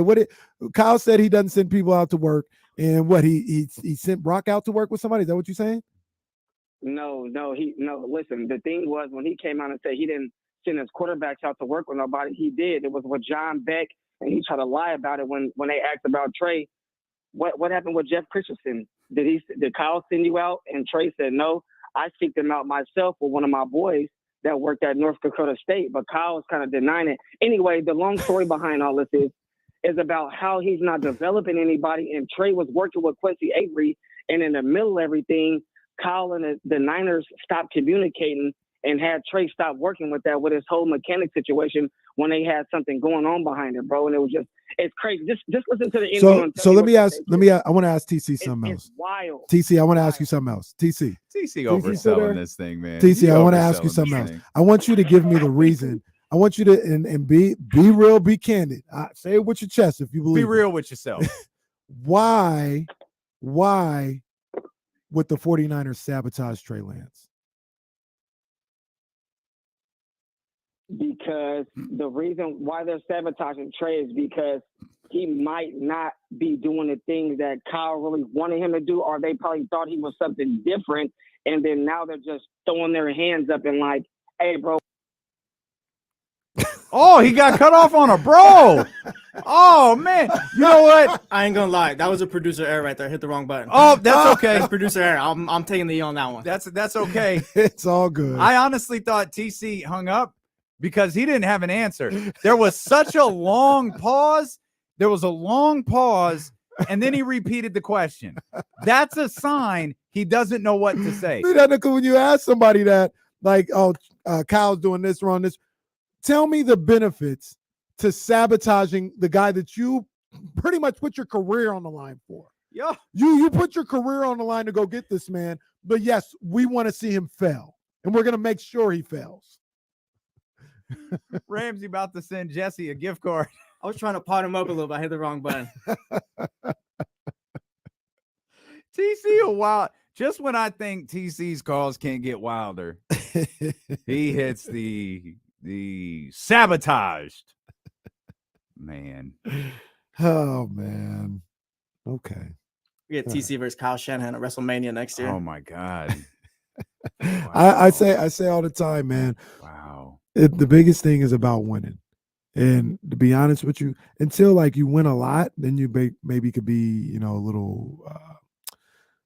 little picky with how you go about it. But right now, when I talk about winning, I'm talking about championships. When you win, like maybe Patrick Mahomes and Andy Reid can be particular with how they want to win right now because they've won they've won, so much in the AFC, all this other stuff. But when you're Kyle Shanahan and you're the 49ers, I don't care how they win. I don't care. It could be with Trey Lance. It could be with Brock Purdy. It could be with Sam Darnold, Brandon Allen. They could bring Steve Young back, and he could start at quarterback. Oh. I don't care. The bottom line is win games, win a Super Bowl. I don't care. And I don't think Kyle Shanahan cares either. He wants to win so he can tell TC to shut the hell up. I won. Who's the other guy that always calls? I think it's a Daniel that always calls and says Kyle Shanahan never won nothing. Daniel. Kyle just wants to win so he can tell Daniel to shut the hell up. He don't care how it happens. I saw that on Kyle Shanahan's vision board.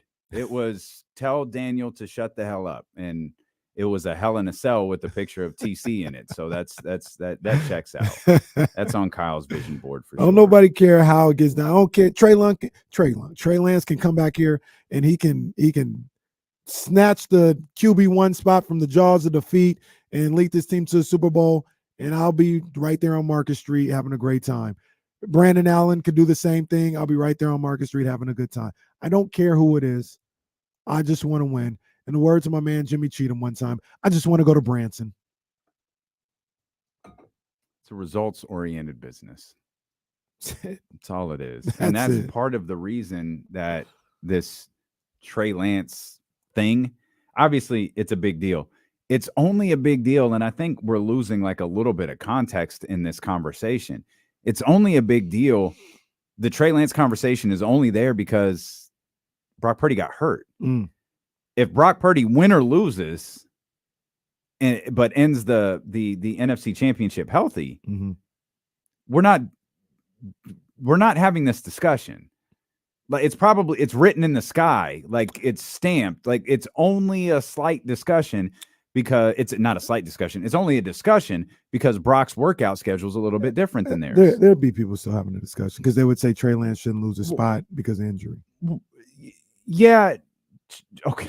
That's what I'm just telling you. That's what they would say. No, you're okay. You're right. You're 100% right. The conversation would still be there because the Hall of Fame game is today. What else are we gonna do?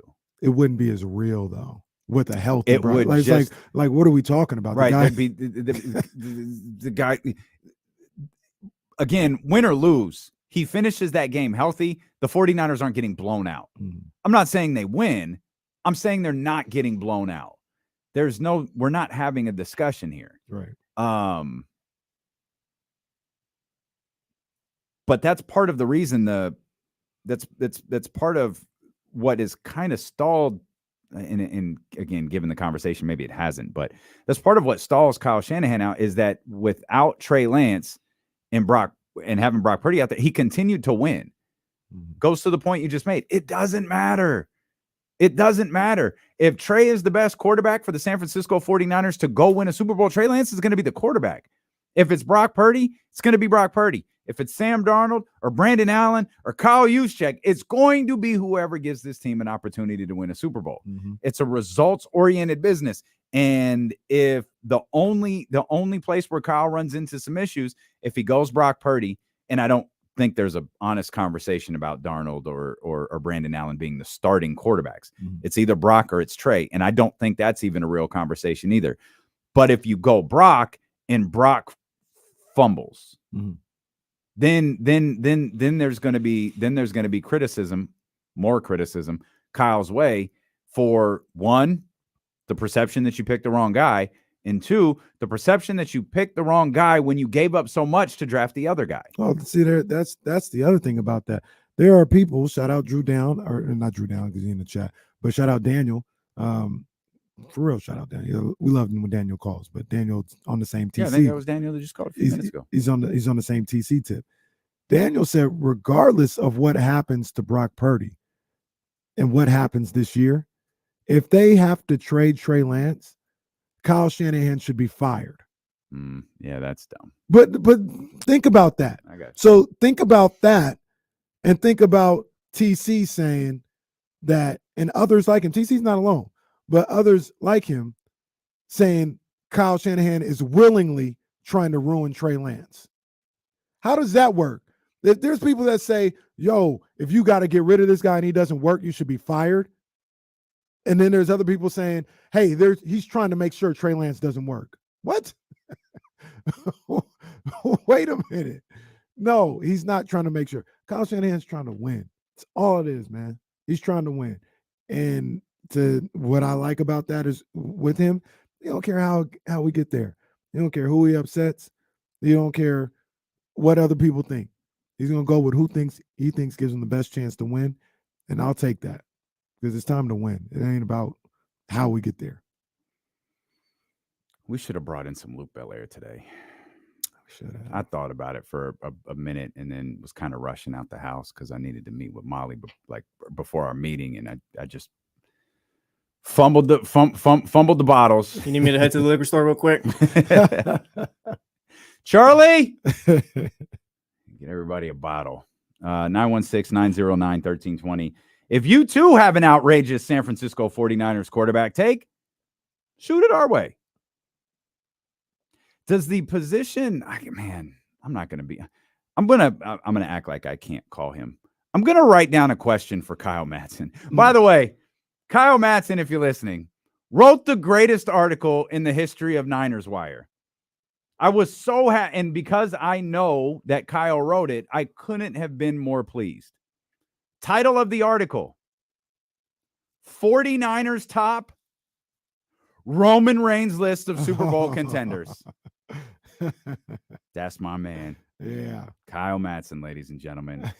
49ers top Roman Reigns list of Super Bowl contenders. Yeah, he was on First Take. The 49ers of the Tribal Chief. Acknowledging the 49ers. Roman Reigns is a big 49ers fan. Family got a lot of ties to the Bay Area. Mm-hmm. I remember that from when nobody liked Roman Reigns. He was a big 49ers fan. Yeah. It's like, it's all right with me. 49ers, Chiefs, Eagles, Bengals, Bills from Roman Reigns there. Nothing quite earth-shattering with that list. No. I don't know that I buy the Bengals. And this isn't Joe Burrow injury stuff. Mm-hmm. That's just a team oh no. Uh-oh. I didn't even know there were other people that worked at Niners Wire. Kyle didn't write that. Oh. Why couldn't you have just let me believe that, Kyle? Why did you have to ruin this for me? Literally no one has ever written for this website except for him. Never. I think he just made the new hire like last week or something. Whatever, man. What a horrible text message from Kyle Madsen. Just ruined my whole day. It was a big day. Kyle just ruined it. Well, I don't like the Bengals though. I didn't like them last year. I don't know why. I don't. I don't like them this year. Right now at this particular moment, I really don't like them. And I'm not trying to dunk on you or anything, but last year they made it to the AFC Championship. I don't care. And probably should dunk on me. Won. I'm blocking you at the rim. I don't care. I don't like them. They probably should have won. Can we say that? That's fair. Yeah, that's fair. They're a good football team. I think they're still there, man. I think they're still there as a championship. They probably contender. are. I don't know what my issue is. Even with me saying that, well, they're there as a champion. It's possible to have two championship contenders in one division. Like I said, I've mentioned. I think I like Baltimore to win the North, and I probably like them to get out of the AFC. But Cincinnati's right there, there. So 49ers are one. Is Kansas City your second, or would it be? Can you bring yourself to say it's Philadelphia, or is it somebody else? It's probably Kansas City. I mean, to be fair, isn't that going to be the case until Patrick Mahomes is not the quarterback anymore? To be fair, I don't know. Everybody, Homer Caraway and all this other stuff. With all due respect to my guys, how can I put the Niners over the Chiefs right now? No, I Chiefs are number one. I know, I understand that, and I appreciate you saying that. But let's fast forward here to September 6th or whatever it is, and we give are The first power rankings? Super Bowl predictions. Oh, so well, Who you predicting to go to the Super Bowl? Niners and Ravens. And That's who how I feel you today. predicting to win? Niners. Okay, then. I think So the Niners it's- are better than the Ravens. Well, then it's okay to say that the 49ers are better than the Chiefs. You're going to ultimately pick the 49ers to win the Super Bowl. I'm just saying, if I had to do a power rankings. Oh, right you're now, doing draft like 2.0 right now. Just well, waiting to if get I to had the to do end. if I had to do a power rankings, I'd have Kenny to start with the clickbait Chiefs. Carraway trying to get us to tune in 5 weeks when he I'd have to put changes the his Chiefs power as number ranking. one. Normally, you don't think like that. I put the Niners above the Eagles. You and Kyle Madsen hitting me with all sorts of curveballs right now. I put the Niners above the Eagles, though. And the Eagles are a good team. They're a good team. I don't have nothing bad to say about them. I just think the Niners are better. The Eagles brought everyone back. No, they lost Hargrave. Came to. Oh, that's right. Lost That's Hargrave, right. but they drafted Jalen Carter in the That's top right. 10, I think. They lost their 2 coordinators. Was that too. a year two? Was that a Belichick move? What's that? The Hargrave thing. I don't think they wanted to lose him. That came out of kind of nowhere. I think they had some money. Like, they couldn't necessarily pay him, but if they could, like, if they could have came together on a contract, they'd love to have him back. So the Carter guy out of Georgia, I want to see. I want to see. I did not like his lead up to the draft. That was red flags. He's not looked at as being, the best player on the field, so maybe that'll help out too. I can't believe Kyle snatched this moment from me because I just envisioning him like looking up Roman Reigns and having to write. Prior to joining the WWE, Reigns played defensive line in the ACC with the Georgia Tech Yellow Jackets. WWE SummerSlam is set for Saturday at Ford Field in Detroit, Michigan. Reigns will meet Jey Uso, the undisputed WWE Universal Championship match. It's the tribal chief match, sir. Come on, man. Get your stipulations right. All Jay's right. winning, by the way. You're still riding with that. I think Jay loses, but then Solo turns on Roman right after. The story for I'm with I noticed they started using the phrase main event Jay a lot. That sparked something. I just can't see them putting the belt on him. Like, Cody lost at Mania and you went with Jay. Storyline purposes, it's great. I just can't see whoever runs that company going the storyline route for the championship. Because normally there has to be, it's not that Jay beating Roman is unbelievable, but there's got to be like Daniel Bryan was never going to beat Brock Lesnar. Kofi Kingston was never going to beat Brock Lesnar. The guy who ran the company at the time, and I don't know if he still does or not, Vince was never going to let that happen. It's not believable. I don't know if Jay beating Roman is believable at this point. I got it. He's gonna beat up on Jay in the match or whatever. Where it's like almost like how you did with Sami Zayn, and Solo's gonna turn on him. That's what's gonna happen. That's my call. Interesting. Which one's Trinity married to? That's Jimmy. That's the other one. All right. Yeah. Okay. Yeah, it's interesting. I think you're on to something there. I think that's what's gonna happen. I think you're on to something there. So, well, like you said, because you can't be against your brothers. And Cody did the whole promo too, like last year or whatever. Like, everyone's gonna turn on you, then I'm gonna come swooping in. It's long-term storytelling. That's good. Come on, man. That's good stuff right there. So then we're talking about Roman. I got it. Oh, that's good. I got it. So Roman having the belt and feuding with Cody to Royal Rumble? No, I got it. No. I can. You know what I can see happening? Going back to that same promo, or maybe the promo the week before, Paul Heyman turns on Roman and aligns with Cody. Cody turns heel. Now Roman's back babyface.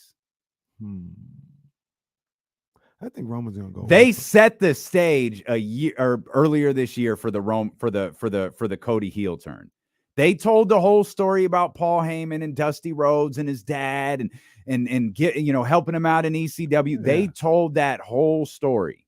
I think Roman's gonna go away for a while. He's with the title. He's gonna get a. He is with the title.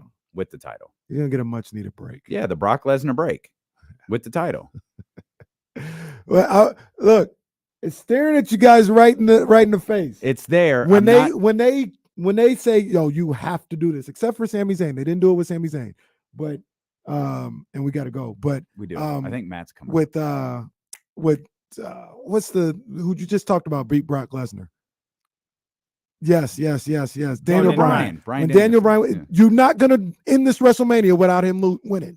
Kofi Kingston, you're not gonna end this WrestleMania without Kofi winning. That's right. You're not ending the SummerSlam without. You have not been doing this all along for Jay not to cash in. It's not gonna be Jay. I'm confident. I'm like 100% confident it's not Jay. Didn't you say The Rock was coming? You know what? They put him in a promo. Okay, they put him in a promo. They ran it on Young Rock, and he still didn't come back. Matt George, I'm pretty sure, joins us when D'Lo and Casey return here on Sacramento Sports Leader ESPN 1320. They had that dude on the Raw promo. I remember I was in the studio in Madison. You guys, they just put him on the promo for the Raw after WrestleMania. He's coming. He's gonna be here.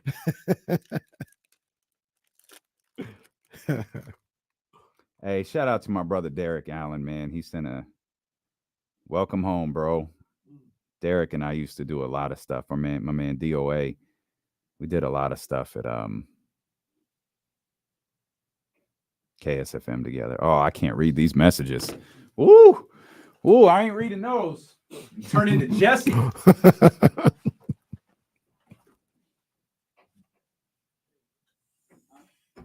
Did not turn really green, by the way. I was on the verge.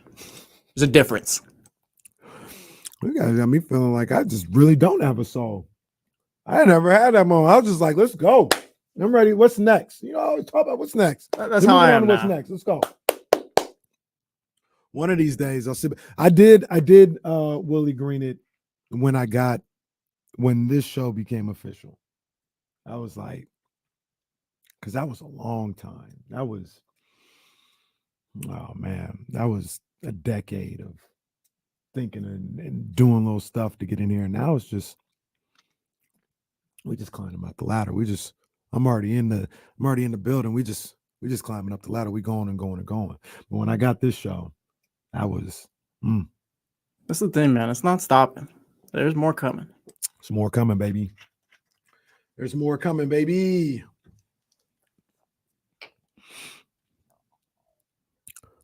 Rich could be anywhere. Our guy. Hate that Avi, but that's our guy, man. We appreciate you, man. Rich was a day one. Day one, man. Big shout out to my man.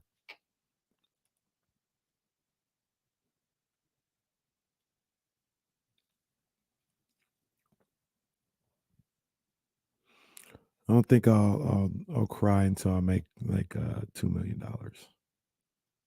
So I might not ever cry. I'll probably, at least in this profession, I don't know if I'll ever cry, but that's when I'll cry. Wipe my tears with Benjamins.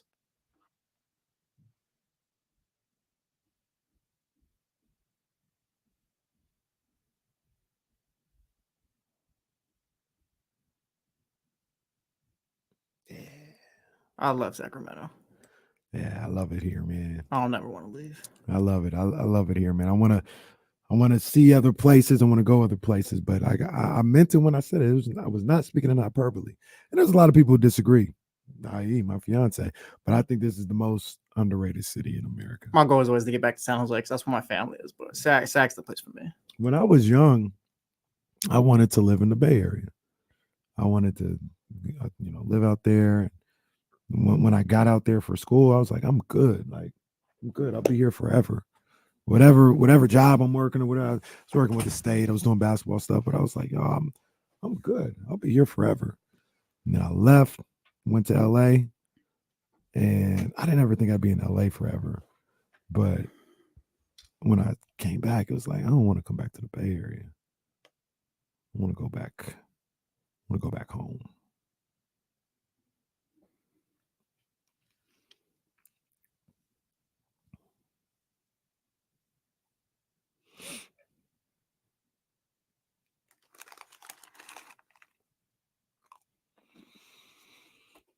Oh, okay. Shoot. I think Matt's out. Okay.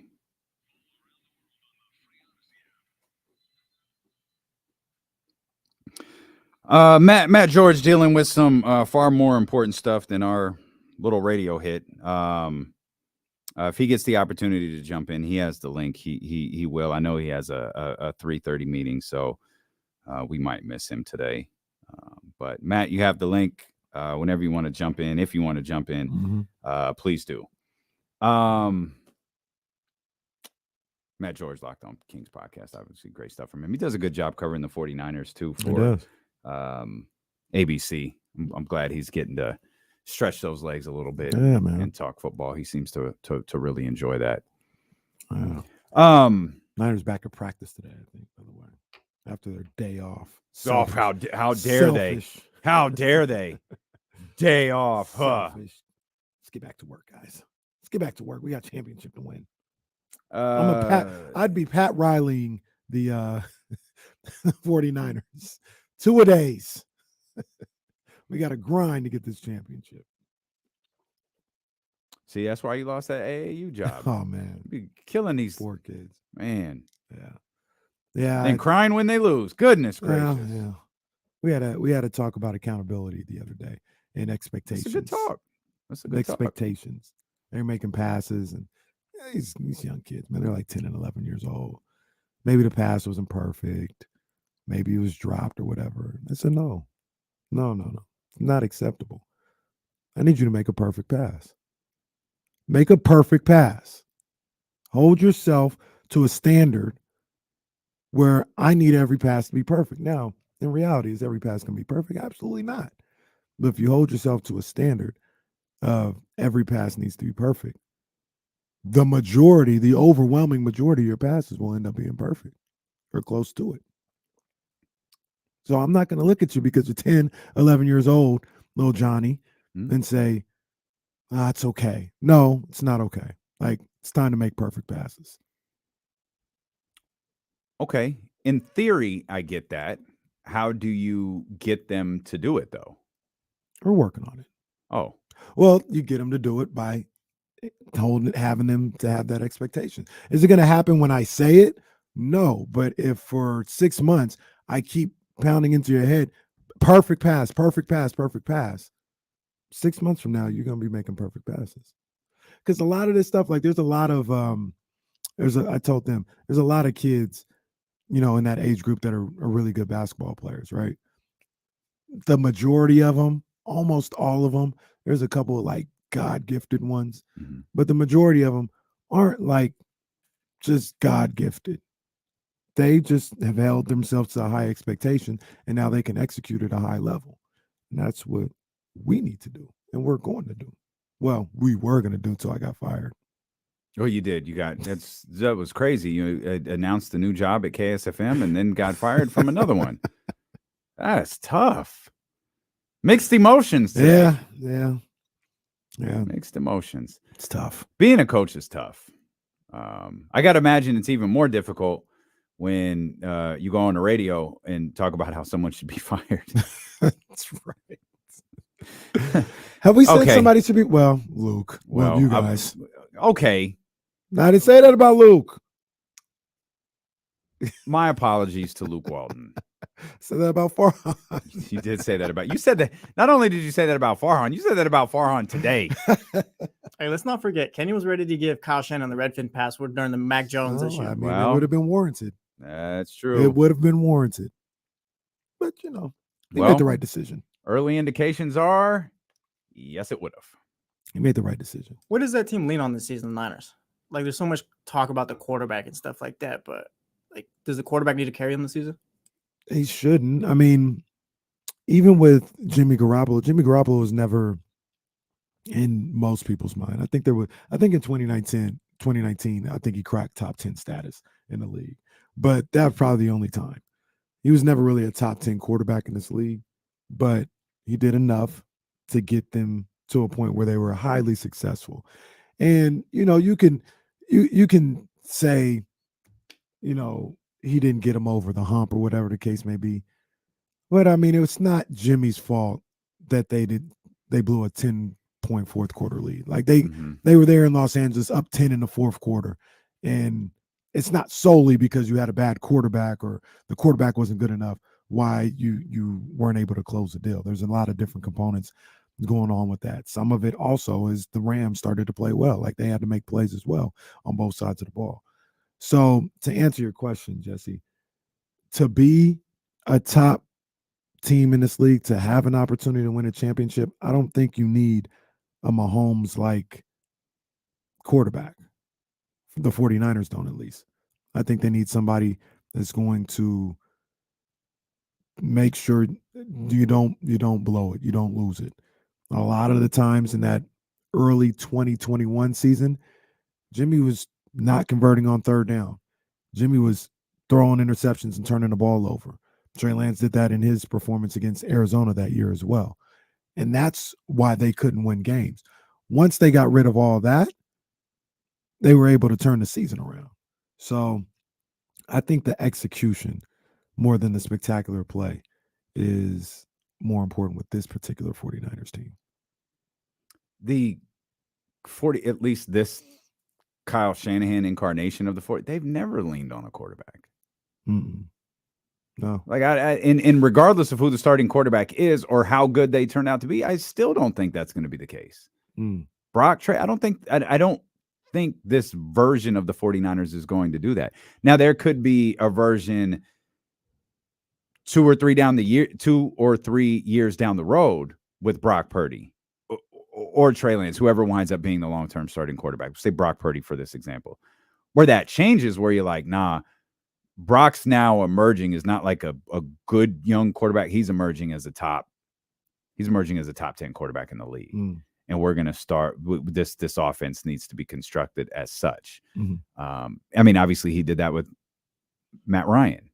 Matt Ryan was an MVP under Kyle Shanahan. Yeah. And Ramsey is saying, just go ahead and say game manager.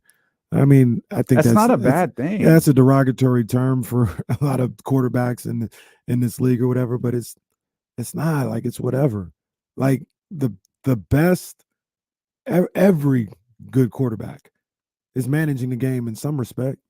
They're just managing, okay, I've got to do this on this play, or I've got to lead my team down to do this, or hey, we're cooking right now. I can hand it off. We can run this ball so we can set up the play action. Everything is management.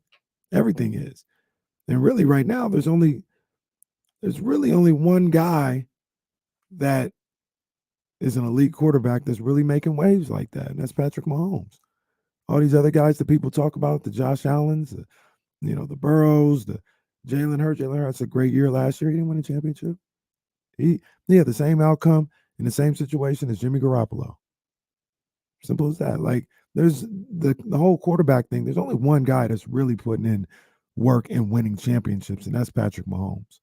Other than that, the lineage of Super Bowl winners is filled with quote unquote game managers. It's filled with it.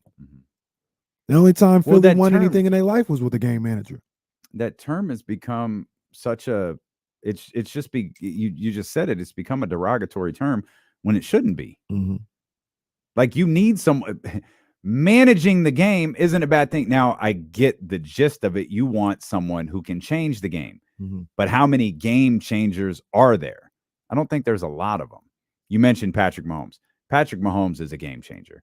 I think there are guys who can be game changers in the biggest moments. I do think the Josh Allens and the Joe Burrows, those guys can be game changers. Do I think they are yet? And I'm not talking about week 3, talking about week 19, week 20. That's where I'm talking about. I think those guys have the capability. But again, you mentioned Nick Foles won a Super Bowl. Peyton, I know we look at Peyton Manning as Peyton Manning. Peyton Manning won that second Super Bowl as a game manager. Absolutely. 100%. He's probably, I don't want to disrespect him. Yeah, don't disrespect I was going to say at that, you said enough. You said at enough. that point, he was a shell of almost worse than a game manager. No, he wasn't worse than a game manager, but he was. You're 100% right. He was a game manager. And it's no knock on him. The man couldn't move his neck. He was benched. He couldn't do anything. He was benched that year. Yeah. Well, Brock Osweiler got benched. Like, Peyton's still better than this. Yeah, well, yeah. Peyton with no neck still works. still works. So, I want, somebody to be thrown for 400 yards and, this great quarterback. I want that just as much as anybody. I'm not against that, but I think people look at that as some kind of, if you don't have that guy, it's a death sentence to your football team. And that's not reality. It's really not reality. There's about a 50-50 split between quote unquote game managers and elite passers that have won the Super Bowl in the last 25 years. 916-909-1320. Get in on the conversation. Our man Kamara here. Kamara, what's up, baby? What's going on? Just want to add on this game manager point. Peyton Manning won the Super Bowl MVP by by having no touchdowns and an interception, and he managed the game. It was a low-scoring Super Bowl game. So game manager really doesn't, it's not as derogatory. Especially, it's all about you play to win the games. As Mike Singletary said, right? Mm-hmm. So, but I want to hit y'all up. What is y'all thoughts on that statement from the Players Association regarding that donation we talked about yesterday? Yeah, I text y'all. Yeah. No, we saw it. Appreciate you, Kamara. Really read it, yeah, it's not very long. It's in the I saw it this morning on the way in, and Kamara texted to us. It's interesting because it falls in line with what Kamara told us yesterday. Mm-hmm. He was like, you can do it.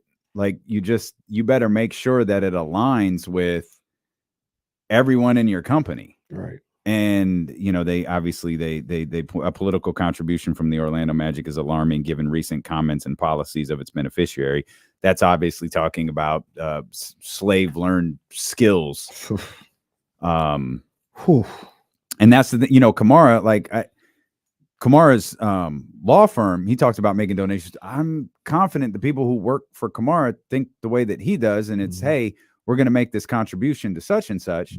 And it works. It's Kamara's law firm. You got a law firm of, we'll say 10 people, you in alignment on your thinking and you move forward. When it's the Orlando Magic, it's not just the Orlando Magic. It's not just the players. It's not just the training staff, the coaches. It's like the ticket sellers. It's all of those people. Yeah. And then it's the unique component of, it's also the NBA because the Orlando Magic is a part of the NBA. I just would wonder why he would make that donation under that name. Like if you want to donate and you want to do that, put your own name on it and be proud of it. If that's what you want to do. Yeah. Don't say that. Maybe there's a situation where it's a tax write-off and he can write off the tax a little better with using his company than his personal account. I'm sure maybe that has a lot to do with it, but something like that, if that's what you believe in and what you want to stand on, then stand on it. Don't bring the NBA or your team or the employees, don't bring them into this. Stand it on what you want to do.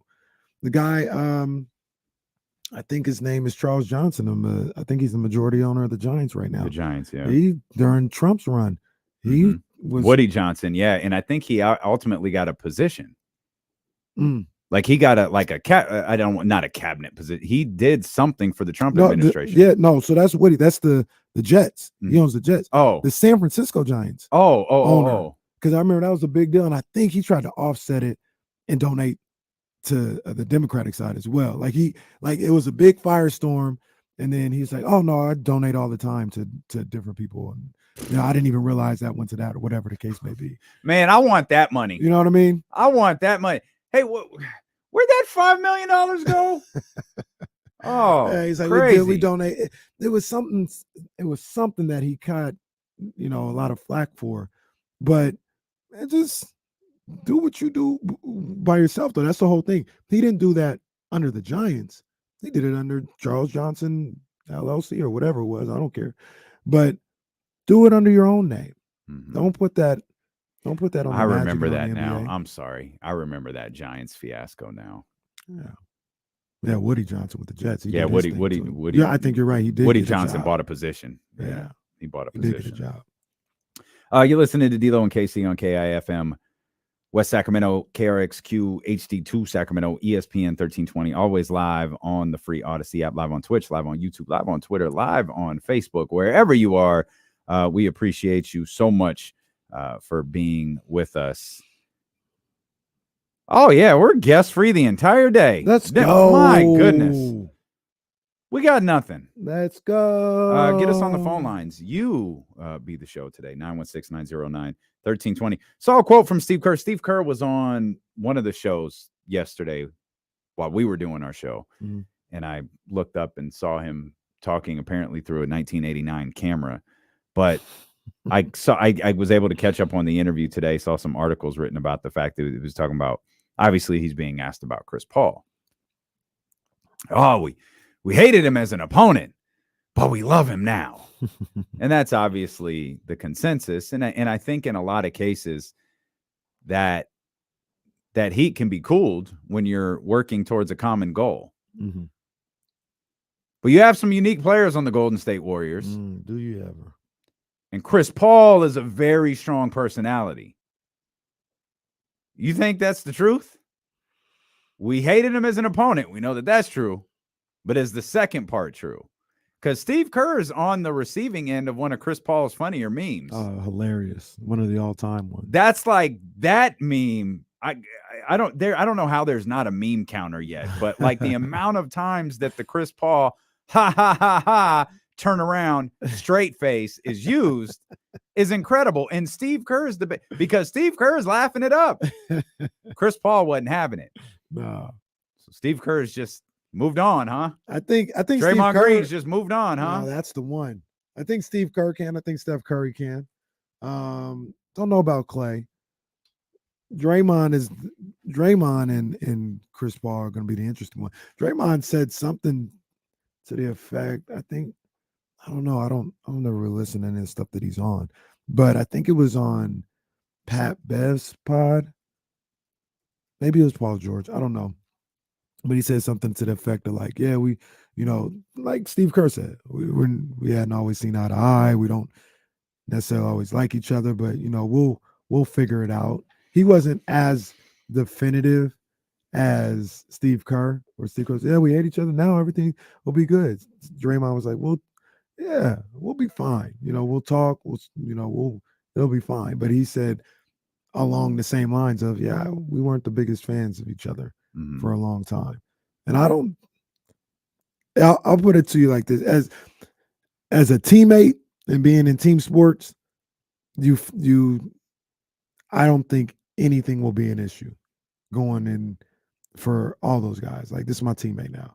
We rocking with each other. It's good, but let something kind of come up that doesn't align with everybody's with the way they see things. That's when that old stuff might pop out. Draymond doesn't like the way Chris Paul talked to him. Then can't imagine that. Never really liked you. Never really, in his head, something like that. So I do think they'll figure it out. They'll be fine. I don't think he'd say that in his head. I think he'd say that out loud. I'm serious. I don't leadership. It's leadership. Yeah. Well, he's really bringing James Wiseman along. Oh, no, not him. Well, things went well with Jordan Poole. Well, his little bro. Not his him. Little bro. Kaminga? Nope, not that one either. All right. Well, that's the other thing. Like KD, I think KD will go, but I do think KD will pop. But I think he's a chill dude. He's not a hothead. I think Chris Paul's a hothead, not in a reckless way. Yeah, he's cerebral with his hothead. Yeah, but you this is the second day in a row you've had something to say to me. Okay. I think he can pop off. Did you see? That reminds me. I think this was last week. Oh man, I don't think it was old, but I think KD was on All the Smoke, and he talked about the Draymond situation again, and it feels like he changed up what he said. Did he do the Draymond Green show one time? He did the Draymond Green show. I remember and I remember they were like, they downplayed. Yeah, they're like, oh, people tried to make it bigger than what it was. It never really was, or whatever the case may be. And I think he was on All the Smoke, KD was, and I believe this was recent. Yeah, it was recent. I And saw he the same said clip. something to the fact he goes back to the play and how everything was going. It's really hilarious to watch that play again. By the way, it's like, what are you doing? Get the ball and pass it to KD or whatever. That was crazy. But he talked about the scenario and he said something to the effect of, I hear him saying all this stuff and, he's yelling and then like, I think he said like the next day or whatever, everybody acted like it didn't happen. And that's when I knew I was leaving. That's when I knew I was out. But it was different than what they said to each other. Didn't they try to blame Steve Kerr or something like that? On the Draymond Green show? Yeah. They tried to blame. I think it was the front office they tried blaming. I remember. Yeah. Because they said they didn't handle it the way it should have or something like that. Kerr or Bob Myers or something like that. Now they're back to not liking each other. So where's Map One? Oh, yeah, Map One got it right. CP3 a hothead, Durant a pothead. Potheads ain't gonna fight you. Durant out here advocating for weed. Shout out KD. That story he told about Adam Silver was pretty funny. Where Kevin Durant said he was meeting with Adam Silver about basically getting marijuana off of the banned substance list and stop testing for it and the benefits of it and all that stuff. And he was high. And he knew Adam knew. He knew because he smelled like he knew Adam knew. Like it's such it's a great story, and it's arguably the most Kevin Durant story. KD a funny dude, man. But to your original point, I think CP and Draymond could have a little something. Well, winning cures everything. So if they get off to a good start, maybe it's not an issue. Mm-hmm. If they get off to a start like they had last year, then I think it becomes a problem because everyone's good because you have basketball people who cover the game extensively. And even if we make the argument, they don't cover the whole game, they only cover the big teams. Well, the Warriors are a big team. They cover there are people who have put on wax that it was Jordan Poole's fault. That the Golden State Warriors weren't successful last year because of Jordan Poole. That's insane to me. Yeah. So if you do start with a hiccup like you did last year, how you gonna blame it on Jordan Poole? Right. Who you gonna blame it on now? Right. Chris Paul? Okay. Because what team has Chris Paul ever made bad? Chris Paul. Right. Chris Paul has one of the most astonishing effects on winning you'll ever see in professional sports. I get the joke is, or that he gets hurt in the playoffs. He can't win the title. Look at every team he's gone to and what they've done that first year there. Even good teams, he's improved their record. Yeah. He's a game changer. He's a winner. That's the first time I've said that out loud, and now it just made me nervous. Uh-oh. It made me nervous. Like, that dude makes teams better. I don't care if he's 39 years old. Well, Chris Paul makes teams better. He might not even be in at the end of the games. Well, I don't think he's going to have the same opportunity. What's that end of game lineup? Potentially Steph, Clay, Wiggins, Draymond. And it's open, but you're going to go Steph, CP, Clay, Wiggins, Draymond. Small in the backcourt and at center. I go Looney. I know. But you know the rule is you gotta have Draymond Green out there. Chris Paul's finishing games. Come on, man. What are we doing? Who's not finishing? Well, you know that's their lineup. That's their lineup. Small team. It's their lineup. All right. So that's what they're gonna do against Jokic. Oh, Jokic, they're gonna pray. I mean, Draymond's that dude, right? Yeah, he's that dude. That's what they're gonna do against Phoenix. Yeah, they're not gonna. I mean, they're not gonna be worried about DeAndre Ayton. They can't get a rebound. And who's guarding KD? Who's guarding Book? Who's guarding Bradley Beal? Yeah, that's a. So like, what are you going to do? Swap out for who? I don't know. That's their problem. That's right. That's why it's Chris Paul. I know. I didn't want to say Chris Paul, but that's what I was alluding to. We'll come back. We've accomplished nothing today. I don't know what to do. 916-909-1320. I think I might love soccer. Should probably top 25 games of the Kings season. We got that too. Get in on these phone lines, man. We guest free the rest of the day. 916-909-1320. Steelo and KC brought to you by Sky River Casino. Sky River Casino, by the way, celebrating 1 year anniversary this month. Nice. They're giving away a Land Rover every Friday and Saturday. What? Every Friday and Saturday, they're giving away cars. Are we eligible for that? No. Sorry. Beamer Tapia. You don't need a Land Rover, man. We'll come back. Actually, I don't think we are, but I should double check. That's worth double checking on. We'll come back. Steelo and KC here on Sacramento Sports Leader, ESPN 1320. Yeah, that's a shoot. Why can't I hear this? Oh, the thing got unplugged. I was like, why can't I hear Jesse? Hey, I don't know why I turned the mics off. Like, you got to send Kimberly a 1 or 2 sentence quote. Yeah. Right now. Okay. She needs it now. Mm-hmm.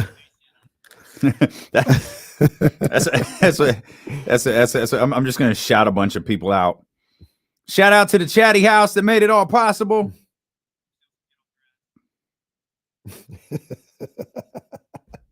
Oh, it's a shared quote. Oh, so we only need one. Okay, so do you want to type it or do you want me to? You can go ahead and type it. I gotta also get it. Okay. She needs a bio. Should already have it. I go from point A to point B, Kyle. That's it.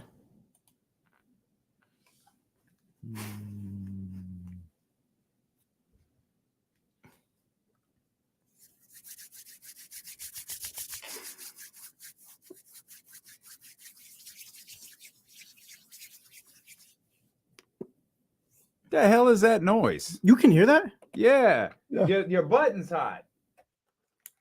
The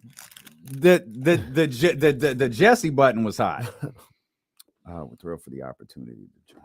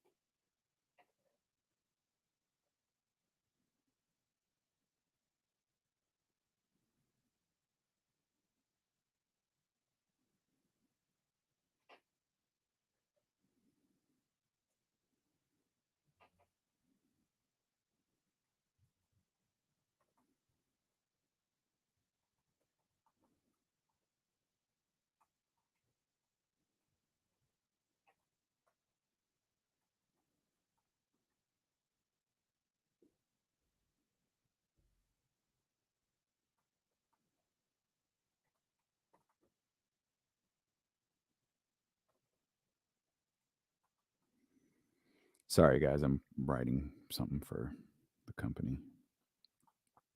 So is Kenny.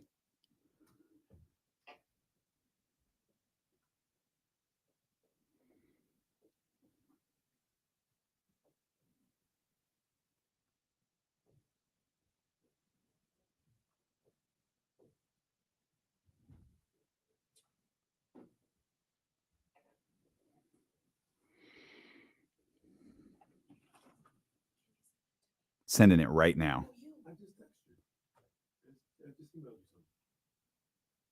And I just hit send too.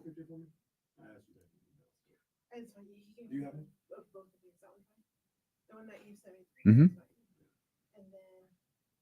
I just sent you the share quote. Do you want me to text it to you? Because it's in your email. Thank you. I don't know if that was a yes or no, so I'm going to text it just in case. Okay.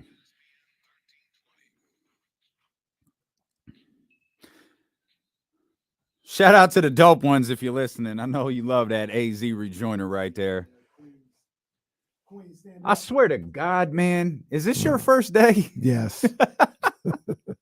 Kenny got 2 radio jobs and still talk with his mic off.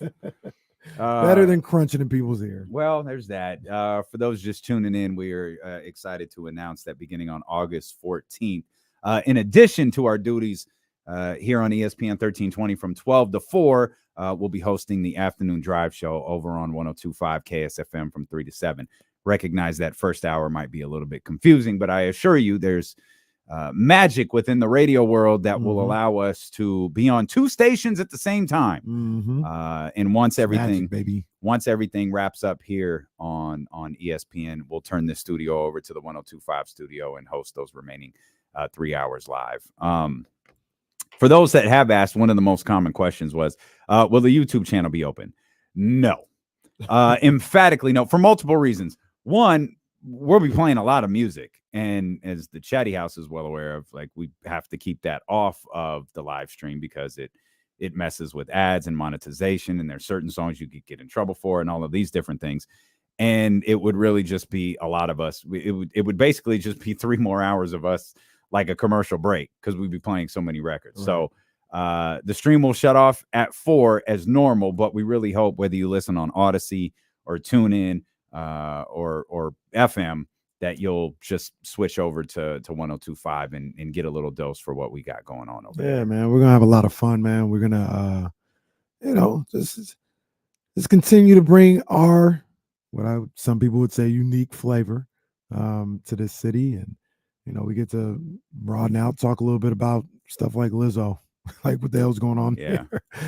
Yeah. You know what I mean? Get to do those type of things, man, and play music, get you ready for your weekend sometimes on a Friday. And like I said, there's going to be things where these 2 entities kind of mingle together, coexist. We were talking about some things that we want to do for Kings games next year. And it's 1320 and 102.5 with D-Lo and KC doing some stuff. So we're trying to bring a lot of excitement, a lot of entertainment, things to do, to this city, and just do our part, because there's a lot of talented people out there already, and we're just trying to, collab with a number of different people and get in there and do what we can. Katrina asking, will you be taking calls from 4 to 7? Absolutely. Yeah, man. And if Ramsey's not the first caller on 102.5, I'm going to be. So, you know what? Actually, just to make it this whole thing full circle, Katrina needs to be the first caller on 102.5. There we go. Ramsey gets the distinction on 1320. Katrina gets the distinction on 102.5. I'm pretty sure Ramsey was the first Chatty House message ever too. Well, he's the first Chatty House message every day. So that checks out. Roddy had to have been up there. Dr. David. Our first 2 callers, I remember, was Big Al and Ramsey. Big Al, where Big Al at? Big Al struggled so hard to find that damn phone number. We thought Big Al was sending notes to human resources like, hey, I can't get a hold of my guys. He did hit you, HR. We got an email from HR like, oh, God, what is this? They were like, you know who this person is? Oh, yeah, that's Big Al. Big we Al. found him. Big Al can't find you. Big Al can't find you. Did you say Ross is on the phone? Yeah, Ross is here. Hey, he's coming to get you since all you people out there tried to say he should lose his job. He's coming to get you guys. I'm sorry. Have you apologized for firing Farhan today? Well, the Giants haven't made the playoffs yet. Okay. I'm sorry. When did Luke Walton make the playoffs? Well, that's besides the point. I apologize for advocating for a person to lose their job. Well, see, let me say this. Let me say this. Okay. I don't want anybody to lose their job. Yeah. I really don't. Okay. I don't. I want to make that perfectly clear. But I will say this. Whether it's Nathaniel Hackett, Luke Walton, Farhan Zaidi, them getting fired isn't the same as me. I was going to say me or you, but you're like them. This is the same as me getting fired. Like, if I get fired, like, damn, I don't know what I'm going to do 4-6 months from now. I ain't got no money coming in. Luke Walton probably still getting paid like $6 million a year. So, yeah, you don't have your job. The bank account's fine. It's not the same. Luke also found a job shortly after. Thank you. So did Nathaniel Hackett. I mean, a pretty good job too. Yeah. Cleveland gets a good one. Nathaniel Hackett. So, like I said, I don't want nobody to lose their job. I'm not advocating for that. But in sports, especially with like these head coaches, it's a little different because you got millions upon millions that you just got to fall back on and do nothing with for a while. And I'm sure Luke knew what it was after Puke got too. Like Luke saw the guy puke. He's like, yeah, I'm cashed. That's it. Your little smart ass remark didn't go unnoticed. What? Why? So, We all know what time it is. Imagine getting paid $6 million from your former employer. That's amazing. Let's get our man Ross in here. 916-909-1320. What's up, Coach? What's up, fellas? I'll be the first one to admit I'm not a good head coach. Oh, no. Have some confidence in yourself, Luke. I mean, Ross. No, man. All joking aside, man, just shout out to you guys. I've been saying it from the beginning, man. I'm not surprised at all. The success show is just fantastic. Ran into D-Lo downtown the other day. Sir. Cool. That was just a good experience. Wanted to touch some basketball stuff, man. I was hearing you guys talk about all these teams. How many teams actually run a system in the NBA?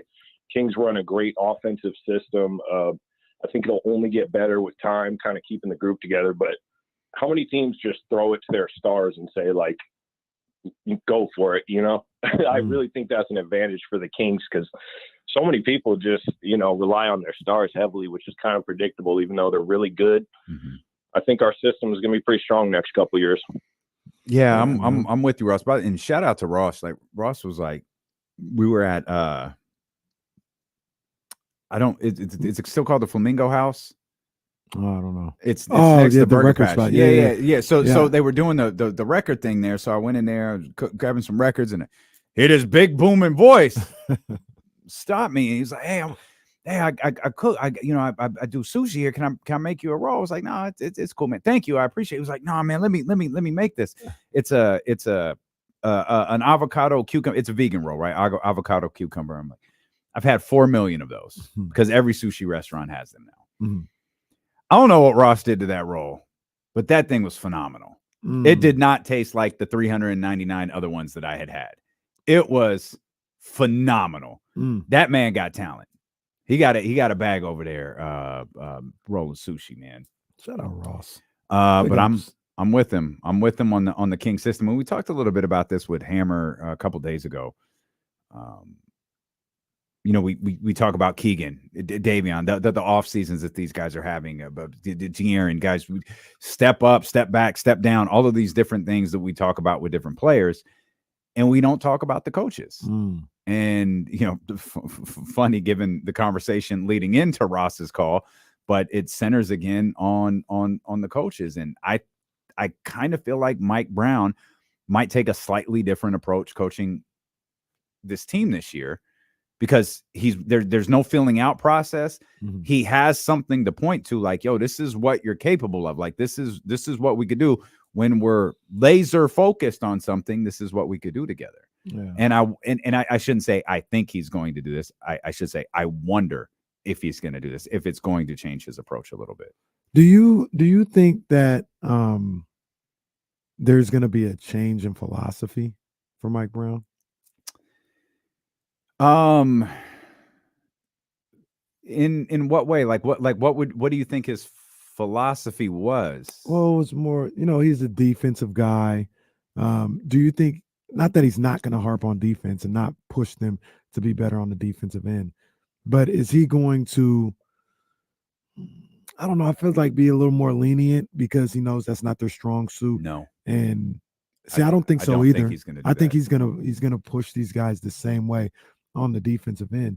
And I set that question up, basically say it's only going to make them better.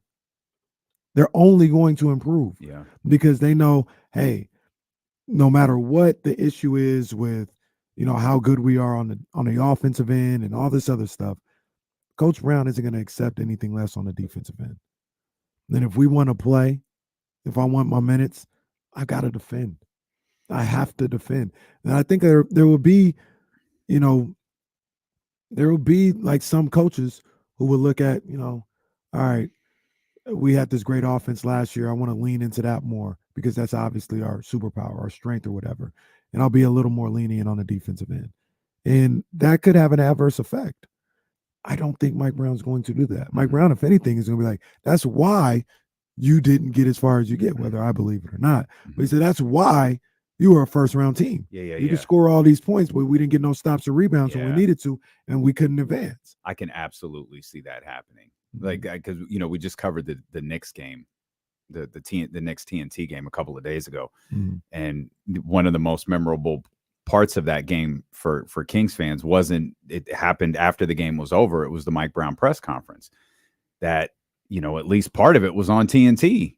And he's like, we gave up 23 offensive rebounds.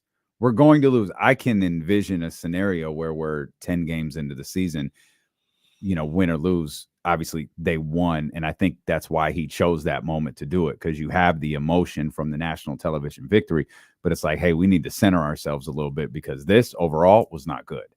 And I can see a situation 10, 11, 12 games into the season where they have a bad rebounding night. And he goes, we're still doing this, and says exactly what you just said. This is why the Warriors beat us. This is why we were a first-round team. Our goal is to get better. We're not going to get better if we're making the same mistakes and having the same poor tendencies we had last season. He might be a little bit more aggressive in that approach this year, because it's not just I don't think coaching isn't just knowing how your teams react to that type of stuff. It's also like, you know, their personalities. Right. You want a certain reaction on the floor, right? But you also need to have a certain reaction off the floor. And I think that's what a lot of coaches miss. A lot of coaches have one way of coaching, and there are some personalities that it just doesn't work for. Like, there are guys you can scream at and you're getting through to them and they can fix everything you're screaming about. And then there are guys that you can scream at and they immediately tune you out. You scream at me, I've tuned you out. You don't correct me that way. You're going to have to find a different way to do it. My first program director at KSFM was a screamer, yeller, cusser, the whole thing. It's like, that's cool. And credit to him. He, especially back then, this dude was nuts. But I told him one day, I was like, hey, I don't respond really well when people cuss at me. I'm not saying don't cuss while we're talking. I'm saying don't cuss at me or I won't hear what you're saying. And he didn't. And that's how we were able to, like, he never did again. And that's how we were able to communicate. But that's how I learned. That's how I can be coached. Some coaches don't take the time to learn the individual personalities of the guys. They're looking at a collective rather than the individual. And sometimes, as we saw a stunning number of times on national television, or on television period, Mike would correct guys by pulling them on the floor and showing them something. But he did that because he knew how Terrence would respond on and off the floor. He knew how Keegan would respond on and off the floor. And I think that's an important component to all of this as well. Yeah, absolutely. That's the best coaches, in my opinion. They understand their personnel. They understand what makes them work, and they know them better than themselves. I talked about a story one time we talked about on here about Pat Riley and how he knew Anthony Mason and his group better than they knew themselves. He was saying something, he was chewing them out. Pat Riley was facing the chalkboard or the whiteboard or whatever it was, and he would curse those guys out or whatever the case may be. And Anthony Mason, like, had heard enough, got up and was about to run up on Pat Riley. And Pat never turned around, said what he said, got on the chalkboard. Anthony Mason gets up. Pat goes, Mace, sit down. But he knew. He was like, yo, this is how he's gonna react to this. I already know. But it has to be said, or whatever the case may be. But that's just understanding your people. That's understanding the guys that you're coaching and what makes them work. And the best coaches are able to kind of morph depending on who they're talking to. Did I see this right? We got Young Zell on the phone, man. This might be a first. Now, brother clearly took time out of, like, going on stage or the recording session or his television schedule to get on the line with us. 916-909-1320. Young Zell, what's up, baby? Yes, sir. What's up with my guys, man? What's up, Young Zell? What up, baby? Oh, nothing much, man. I know I wrote y'all on Twitter. I wrote in the chatty house and stuff, but moms and pops taught me right. When something happens, you got to call so they can hear your voice, man. I'm so happy for y'all, for real. Thank you. I just want to big ups, man. Y'all, I remember y'all grinding. Y'all was doing this at the crib. KC was doing it on his lunch break. I remember. Yeah. Man, seeing y'all do y'all thing, y'all so inspirational, man, for real. I don't want to take up too much of y'all time, but I just want to let Chatty House know, before Drake Barzell was done, I've been rapping since I was 7. I lost the passion for it. I didn't really want to do, I wrote for myself. I didn't really put nothing out there no more. And I just did that out of fun. And because of y'all, I'm able to do these mini mansion shows. I'm blessed to perform at the state fair and stuff, because y'all motivated me, man, and inspired me. And from my moms, my pops, my wife, my in-laws, they all said the same thing. Congrats, man. We all so happy for y'all, man. We rooting for y'all all the time. That's love, man. That's love. Thank you, Young Zell. Before you go, I hope he's still there. Hey, where we at next? Where we at? What's next, baby? You did the fair, did the second mini mansion. What's next, baby? Hey, man, things on the horizon. We're gonna have to start throw another little mini mansion or something. That possibly come out in October. We're gonna do another show. We're just gonna keep plugging away, man. Keep plugging away. Keep doing what you do, man. You're a talented young brother. I love your music. I love your energy. I love the things that you talk about, man. It's real positive. And keep doing what you do, man. I'm proud of you, and I want you to keep going, man. Yeah, shout out to the young Zells and the Will Z's and the different people who have just have shared their talents with us. And I appreciate Zell's kind words, man. But Zell a bad dude. Yeah, man. Zell got bars, man. And Zell not doing what he's been doing, not dropping this season long gem for us. Like that'd be like, imagine if this didn't drop. Like, what would the games be like if Zell didn't drop it? I have no idea. Come on, man. Like that was a staple. Like you that's an anthem. Yeah. And I it's very nice that you give us credit, man. But bro, like you would have robbed the world if you didn't continue to pursue this passion. Because Good Day Sacramento and the state fair, bro, that's just the beginning. Yeah, that's all it is, man. It's we just getting started. You just getting started, man. And it's a brotherhood and it's a partnership, man. That is, we connected now. We ain't going nowhere, man. We connected, all of us. I'm getting emotional reading some of these Twitter messages. Jason Jones replied to us. You need some Larry Bird to celebrate. Oh.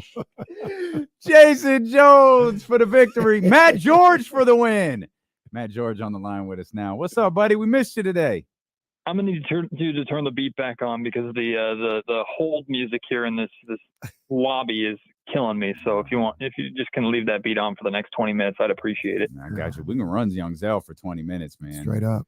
We did let everyone know you're busy dealing with issues bigger than D-Lo and KC today, but I appreciate you calling in. Oh, absolutely. Well, the American healthcare system doesn't give a damn about your personal time or any concept of following their timing. So here we are. But no, I got to still hop on because it's a massive day for you guys. I'm so fired up for you. I'm looking forward to my invite to do a guest DJ spot on 102.5, and I got a mixtape already ready. We got some like Cha-Cha Sly. We got a little wobble in there. We're going to be the white guy wedding hour. But after that, I'm fired up for you guys. What you guys are doing is amazing. It's inspirational, and like I put out there on Twitter, like good things happen to great people, and I know you guys aren't going to get burnt out. And this is going to be Sacramento is just so lucky to have you guys now in multiple areas. And there's going to be hopefully a crop of people that don't know about you already that are going to tune in and are hopefully going to hop over to the D-Lo and KC radio show too on ESPN 1320. So this is rad. And as a friend and a colleague, I'm fired up for you guys. We appreciate you, man. We love you, Matt. We appreciate you, man. Thanks for taking a few minutes to call in again. I know you've got some things going on, man. So we appreciate you. And again, I said a lot about Matt George earlier in the show. He's a big part of what we've done here. A really big part, and we're very thankful for him and his kind words. Not everyone's going to be invited onto the new show. It's not necessarily. Some people are just speaking about anybody specifically. I'm just gonna have to listen. I don't envision a situation where Matt George and James Ham make the journey over to 102.5 with us, but we've got a place for him here on 1320 with us. And look, who knows? Maybe they just, they listen to that 4-hour mix that we're having August on 11th. August 11th. Yep. And I'll be like, yo, I'm inspired. Like, I want to really dive in to hip hop culture. And 6 to 9 months from now, James Ham is out here breaking down his own interpretation of the best beef records of all time. Ooh, that would be something. That'd be something. I really hate Chris Verlaad. That's funny, man. Like, I don't know, like, why, like, I can't even enjoy Ricky Starks anymore because I know, like, if Ricky does something, he saw it and he's going to turn it into a GIF. And the one that he used today, like, how do you have that? Like, this guy, I don't know how he has any of these. He makes them himself. He watches everything Ricky Starks does. He makes the GIF himself, and he waits for the perfect moment to strike. Is that like the best bit in like Sacramento media history or something? It's not a bit. Like, he means this. Like, this is his thing. I will say this though.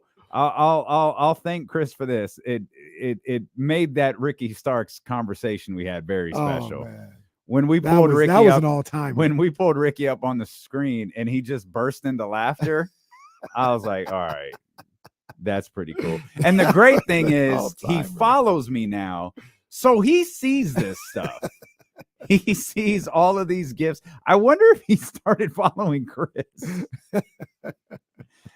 Yeah. He probably reported Chris. He might have reported. I've reported Chris and it hasn't worked. I said, how do you have this? He said, I had this saved for over a week just for this very moment. This guy, man, he's a legend. Shout out to Our Savior Lutheran School. That is hilarious. He sent me a picture of y'all at school together and I just fell out. I fell out. What a small like world too. Yeah, man. Yeah, Our Savior Lutheran School. Chris was a pretty good kickball player, by the way.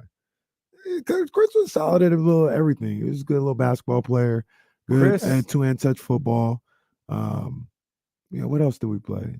It was really good. A little dodgeball. He's pretty good at dodgeball too.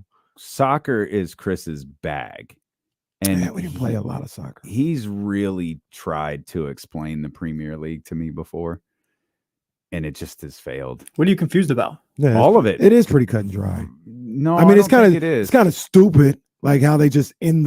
like I don't understand that. So here's part of it. What's the bigger league? Because his team won something, and I thought this was like a big deal. And then he texted me like, "Hey, do you have any blue bottles?" I was like, "Yeah." I was like, "Why?" He was like, "Well, if my team wins, like I'm going hard." I was like, "Wait, didn't they win like 2 weeks ago?" There's the English Premier League, right? City won that. They were the best team in England. Then there's Champions League. That's like a separate tournament. I guess you could call it like the NBA's mid-season tournaments like that. It's a separate tournament where the best of the best in Europe play. Probably like the top 4 in each of the leagues in Europe play. So it's the best of the best. Winner of that is like basically the king of Europe. Champions League to me, I think is better than winning your league just because you're playing the best teams in the world. So Champions League is the one to follow, not the. Yeah. Well, but Champions League is now. Look at Mr. Soccer here. Champions League isn't really a league. That's like it's not a league. It's a tournament. It's a tournament. It's a tournament. It's a tournament. And they won both. City won both. Yeah, City's nice. Okay. Did you know? I said I might be looking for, just like the soccer people. There's no loyalty there. They be jumping teams here and there. As a fan, I should jump teams too. But you know what? I think I'm going to stay with Tottenham.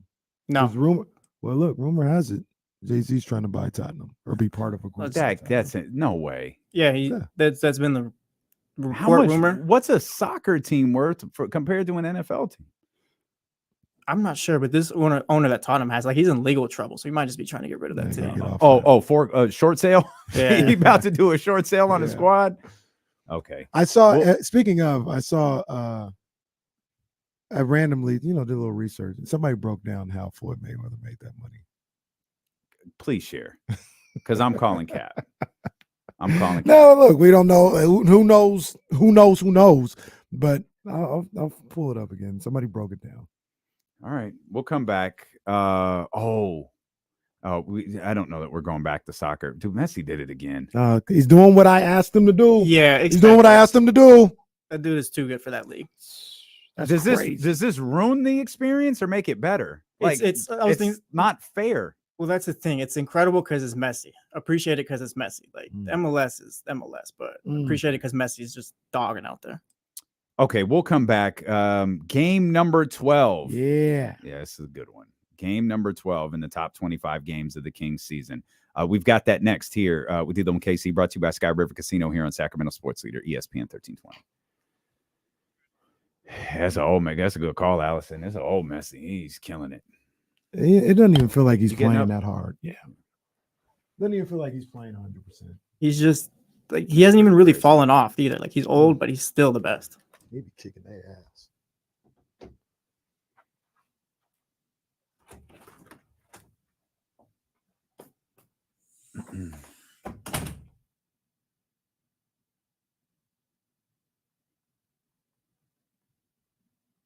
Got a text from Danny in San Francisco. Man, who started it all? Mm-hmm.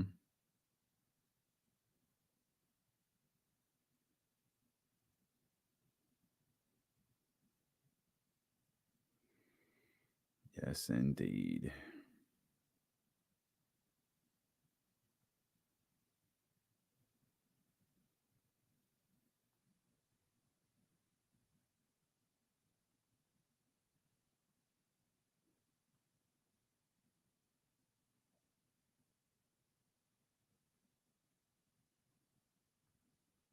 Sorry, guys.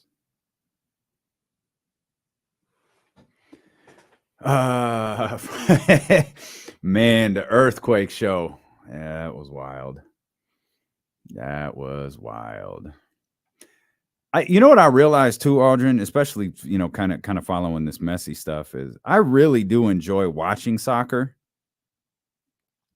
But I like I guess this is probably true for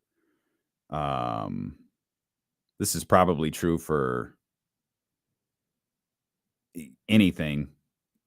I want, what's my emotional, what's the story behind it? That's why, World Cup or Olympic soccer, you get so wrapped up in. But you just want the story. And Messi's like a crazy story. And I just realized the actual sport, the game, I actually really enjoy the game. I just don't. It's hard to. I don't have the I don't have, if I put on what's it? It's Man City. What's his team? Yeah. I wouldn't know it other than Chris really I wouldn't know who's on it. I have to get more familiar with it. Yeah, you just got to watch the league and just pick from that point.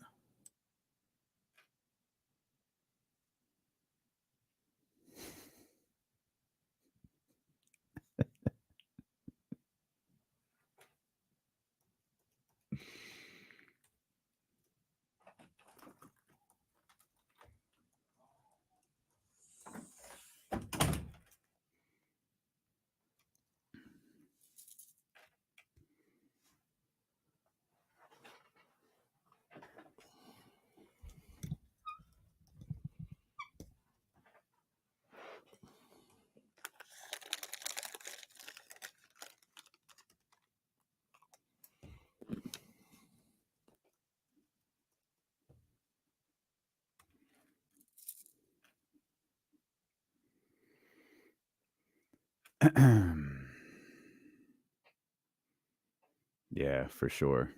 Definitely. I've been to I think 2 Republic games. I really enjoy it. I hope it happens. I'm gonna enjoy the Republic for what they are, but I really hope it happens. Hey, we hear you. What we talking about, baby? We hear you. What we talking about? We trying, baby.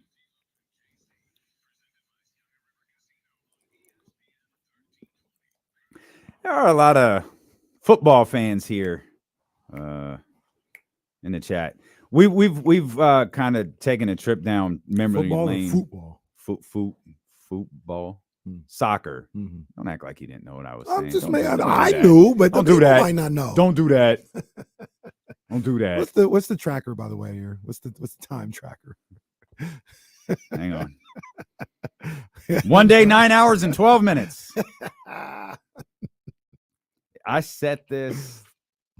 I think I set this 2 days after I got back from New York last year. The New York trip was a blast. The 1 week takeoff, it was just a blast. But I really enjoy like my time away being at the beach. But I wanted to see that Michael Jackson so bad. And I got to see Michael Jackson. Got really lucky to see the very last Tina Turner show on Broadway, the Tina Turner musical. But as soon as I got back, it was like, I got to go back to the beach. And then it was like, let's just like do it. I just need to do it. I may never get a chance to take this dream vacation again. So that's what I'm gonna do. I'm excited. 9 hours and 11 minutes now. 1 day, 9 hours and 11 minutes. Damien going to Mars. That's what happens when you got that kind of money, you know? Why do you lie to our audience like this? Like, why have you lied to the people who supported the show the way that they do so often? You're the one on autopilot all day. You're the one watching Netflix while you're on the car. You're the one. That's you can't even do that. Car won't let you do that. That's very true. I mentioned we were taking a trip down memory lane today. We got a text from Danny in San Francisco. Once the social media stuff went out and like company emails are going out and all of that sorts of different thing. My guy Danny. Really, when Danny's not hustling us to do podcasts that we won't get paid for. He's awesome. He's such a massive reason why we're here. And we'll always be grateful I'll always be grateful for that phone call that said, hey, we had been talking probably for 2 months. Hey, Colin, I, want to make this official and offer you the job at ESPN. Man, Willie Green. Absolutely. Absolutely. But there's a catch. Okay. I think it could be a 2-person show. And I thought, crap. Okay. There's a long list of people I'm not doing a show with. So how this goes depends on what you say next. And he was like, do you know who Kenny Caraway is? I was like, oh, yeah, I do. We got this. Yeah. Let's do it. He was like, are you sure? Nah, that's a 2-person show. Let's do it. Come on, man. And look, even to expand on that a little bit, the job opening for the show, we don't even know what the show was going to be called, but the ESPN 1320, it was one job opening, one host. Yep. And Damien got it. And something about, about Danny was just like, because he didn't have to do this. He didn't have to do it, but he's like, man, I just think this guy should be a part of it. I don't know how we're going to make it work. I don't know what it's going to look like. He told me, if I'm going to do this here, 1320, I just feel like you got to be a part of it. And I mean, the rest is history. But I mean, for my spot, there wasn't even a job opening. Your spot, like your original spot, was basically Jesse. That's what it was supposed to be. I was going to sit here and do a freaking 2-hour monologue, and we needed a producer / engineer, and that would ultimately would have been Jesse. Yeah. And but the point was there were room for 2 hires, and that's how it wound up taking a little longer than we anticipated, because when Danny wanted to make Kenny a host, you had to rework things corporate wise. Like this, one thing I know about Odyssey Sacramento is they're by the book. And that's part of the reason there was only one announcement today. Is it is by the book. And like Kenny's had said, like producer, engineer. Well, now it needed to say host and producer. And 2 hours, Kenny's lunch break. No one from the state ever heard Kenny do a radio show, and we got away with it for 6 months. Oh, they literally had no idea. Like, I was like, I'm gonna get caught at some point. No, never got caught. And I mean, true story. Like that's how small 1320 was.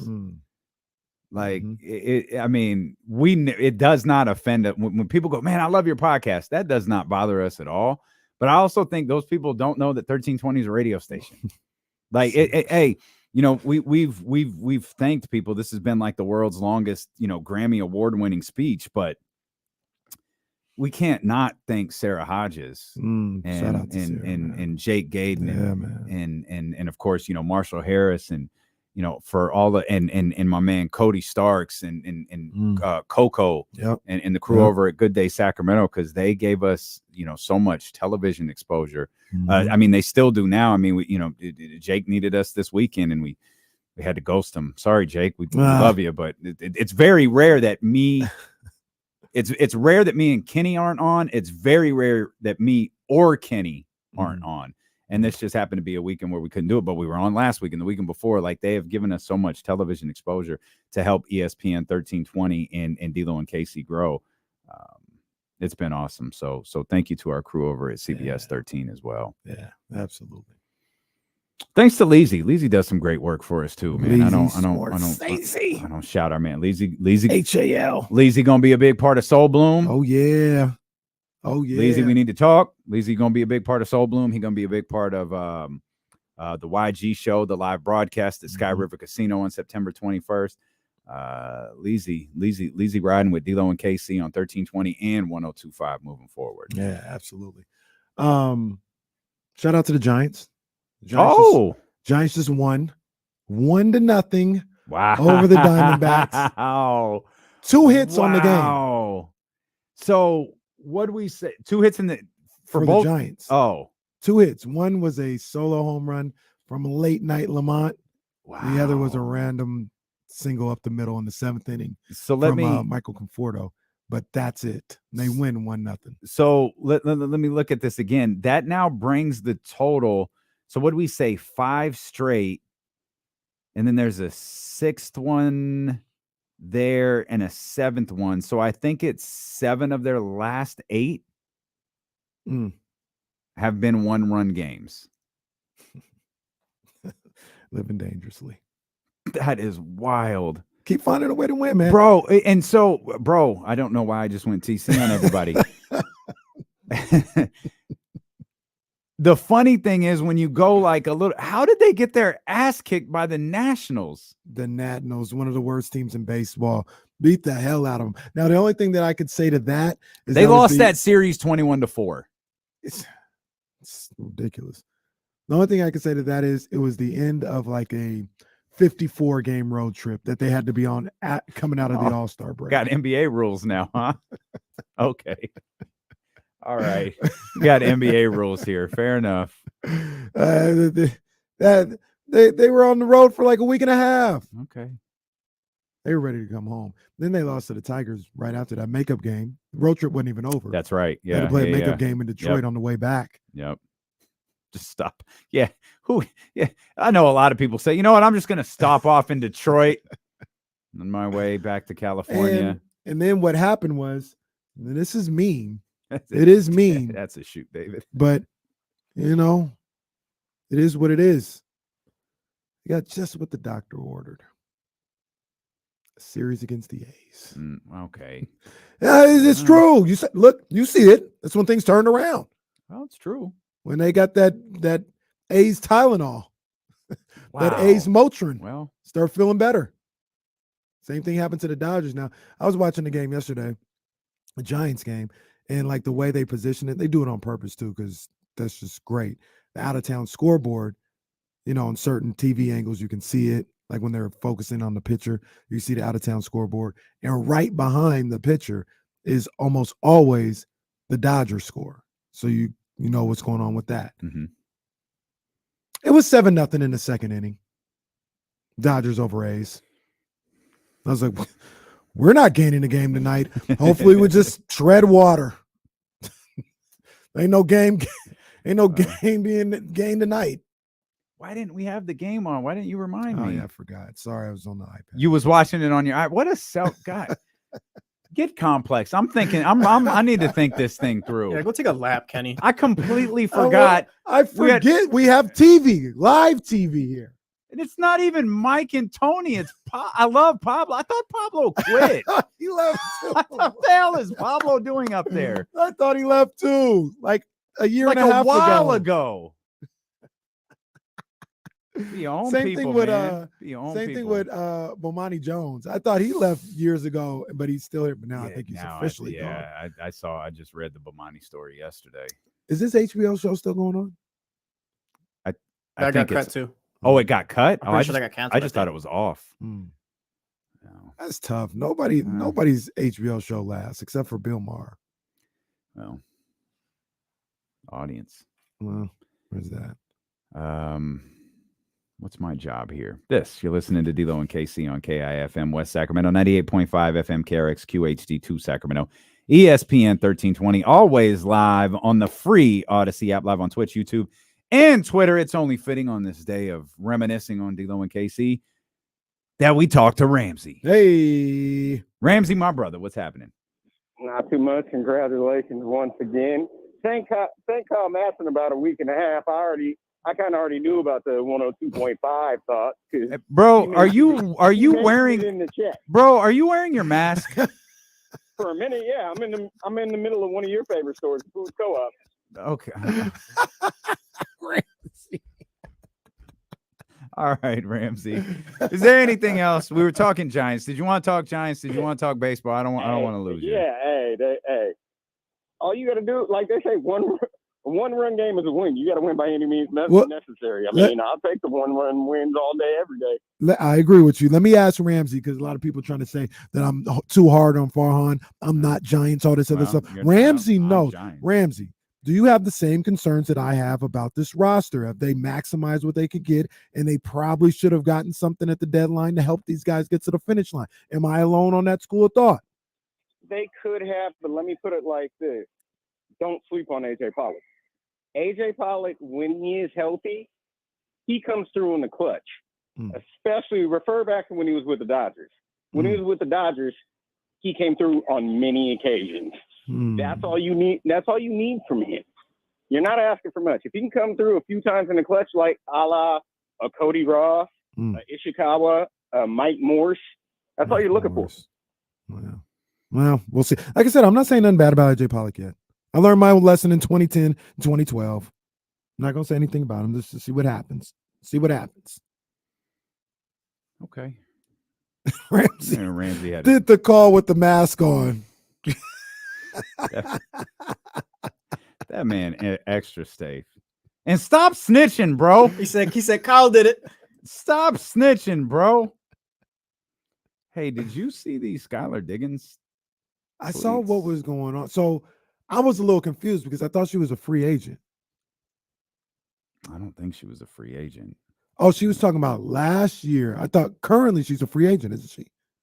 Or is she currently with the Mercury? I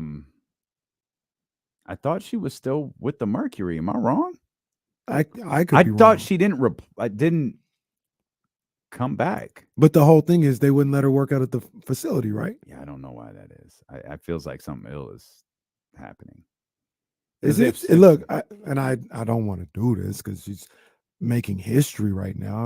I don't mean to disparage. Oh, then don't. Then don't. Well, but I got to ask the question. You would know better than I would. Is this literally just she's got a problem with Diana? I don't think her and so. Diana got a problem. Diana, I don't think. And Diana not. I don't think so, man. That doesn't. The only reason like I Diana, asked, that's not Diana. It doesn't dude. feel like it's That's Diana, not but Diana. when all this started. When her and Diana got into it, and then she gets sent away from the team or goes away from the team, and they've excommunicated her from being able to practice at the facility, all this other stuff. The 4-time All-Star started this season on maternity leave with her second child. I didn't know that. She celebrated her 33rd birthday Wednesday, leading a fan to note that the Mercury didn't publicly acknowledge her. When Doggins mentioned exclusion, that's where she said she can't train in the practice facility. That's kind of wild. I don't know. Doggins became an unrestricted free agent after last season.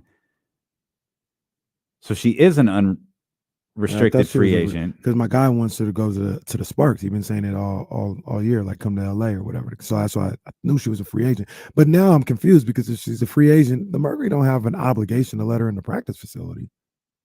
No, and not to be I don't want this to. She maternity leave at the wrong time. Like what? I don't know what Phoenix's responsibility is to this. Mm-hmm. I mean, I guess out of the goodness of their heart, they could let her train there. Yeah. But I don't know what what if she trains there and then signs with else. Yeah. Well, Phoenix has like one win on the season, so it probably doesn't matter. But like, I mean, it's not like she's going to come back and bite them. Right. I don't know. That's weird. I think somebody That's said weird. I don't know if they were being funny or what, but she had to train at a YMCA or something like that. Now, Skylar Doggins should not have to train at a YMCA. Like, she should be able to get into the best gym in whatever city she's at because she's Skylar Doggins. Yeah. It's a tough story. The WNBA, if nothing else, the WNBA has an issue with their maternity leave stuff. They need to fix it. Mm-hmm. They absolutely need to fix it. Mm-hmm. You want so let's produce the show live on the air to show Mm-hmm. what a well-oiled machine we are. You want to get into game number 12 of the top 25 games of the Kings season? You know, I don't think it's gonna take like a whole segment. I'd rather start in the other segment. You rather start the top 25 in about 10 minutes? Yeah, we'll do it then. So we'll have that. We'll have game number 12. Mm-hmm. It is a good one. Mm-hmm. Stories and moments, and this game has both of them. It's actually a 2-day story as it pertains to this game. So we'll dive into that in about 10 minutes or so. Go ahead. Sorry. No, I was just gonna ask you, like, did you see what's going on with these numbers potentially in the future with the NBA? Yeah, man. Yeah. Oh, my goodness. So we've got to go work on this jump shot when I get But here's the thing. So we knew it. We knew it. We've talked about it. Mm-hmm. We've talked about who's going to be the first $100 million per year player in the NBA, because it's clearly creeping towards that. Mm-hmm. And I don't want to mess Mike's name up wrong, but there's a article in The Athletic about this very, very subject. And it uses a projection that most people feel is accurate, but there's reason to believe it's not like perfect. And that's everyone goes off of the 10% increase over the next handful of years to the 10% increase to the salary cap over the next handful of years. And that's how you're going to get, like, I think we're at 136 this year. 10% increase is going to get you to 149. And then you're starting to get closer and closer to, a max salary in 29-30 being a $84.3 million deal. Ooh. Now, a supermax contract signed in 2029 starts at 84.3, goes to 91 in year 3, 97.8, and in year 4, that would be 2033, $104.5 million. Wow. That contract would end at $111.3 million. Wow. The total valuation of a supermax contract, again, based off the idea of a 10% increase every year in the salary cap, from now until then, a supermax contract signed in 2029 would net you 5 years worth $489 million. Oh. Man, ladies and gentlemen, oh man, caps going up. Caps going up. Now, well, and I kind of skimmed through this whole situation as well, but are they projecting expansion and the new TV deal in this, or just the way the money's been coming in as of late? Because that could add even more money to the situation. So, and that was my thought too. Is they're basing it solely off the 10%, the 10% increase, which they've seen through the television contract. Mm-hmm. Adam Silver clearly expects this contract that they're about to sign in a couple of years to take them to an entirely different level.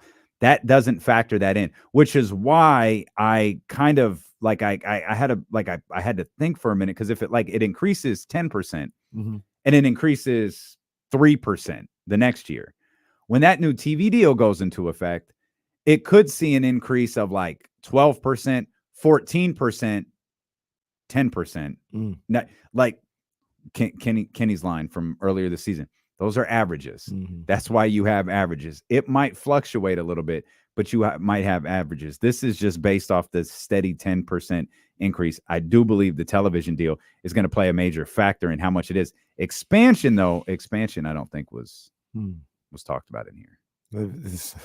The funny thing is, and they can't. Again, it should say, sorry to interrupt you. Expansion is something everybody's under the assumption is going to happen. Yeah. Just like the massive television deal. Yeah. And they can't do it, but they could they could treat the expansion like found money.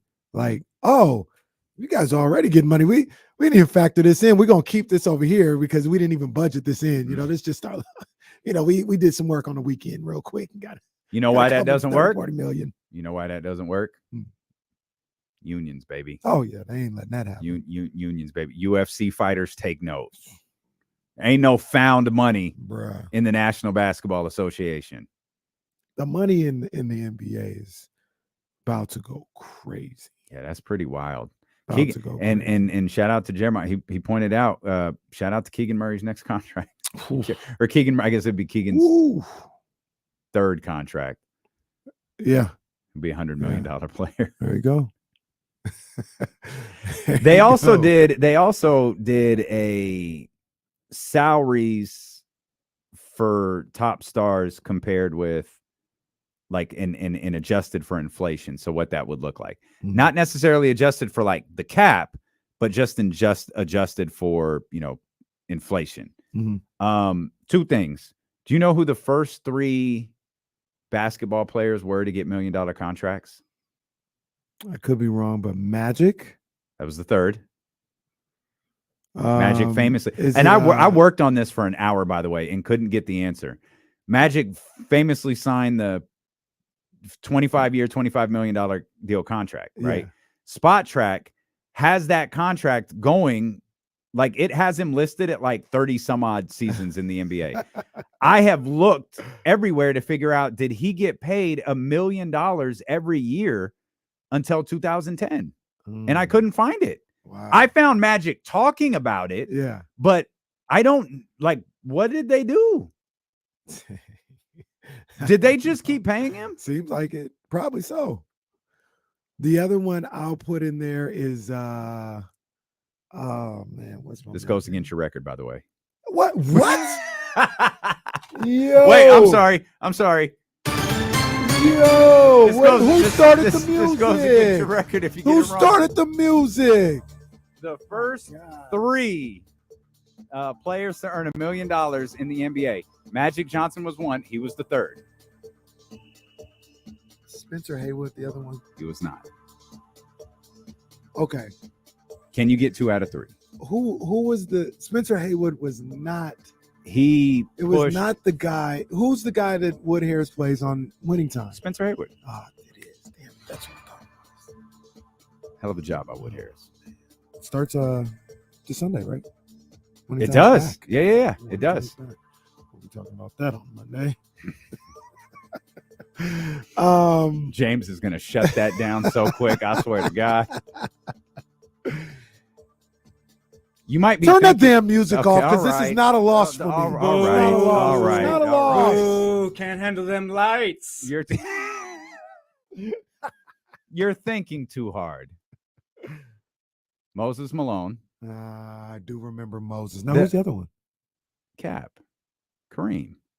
Oh, I didn't. I mean, it makes sense, but I didn't know he got $1 million. Yeah. I remember Moses Malone getting it. Yeah, Magic was the third with that 25-year, $25 million contract. Mm. His contract, though, the most he got paid was $2.5 million in 85-86. That, adjusted for inflation, is $7 million. I'll save everyone, the time for going through all of these ridiculous numbers.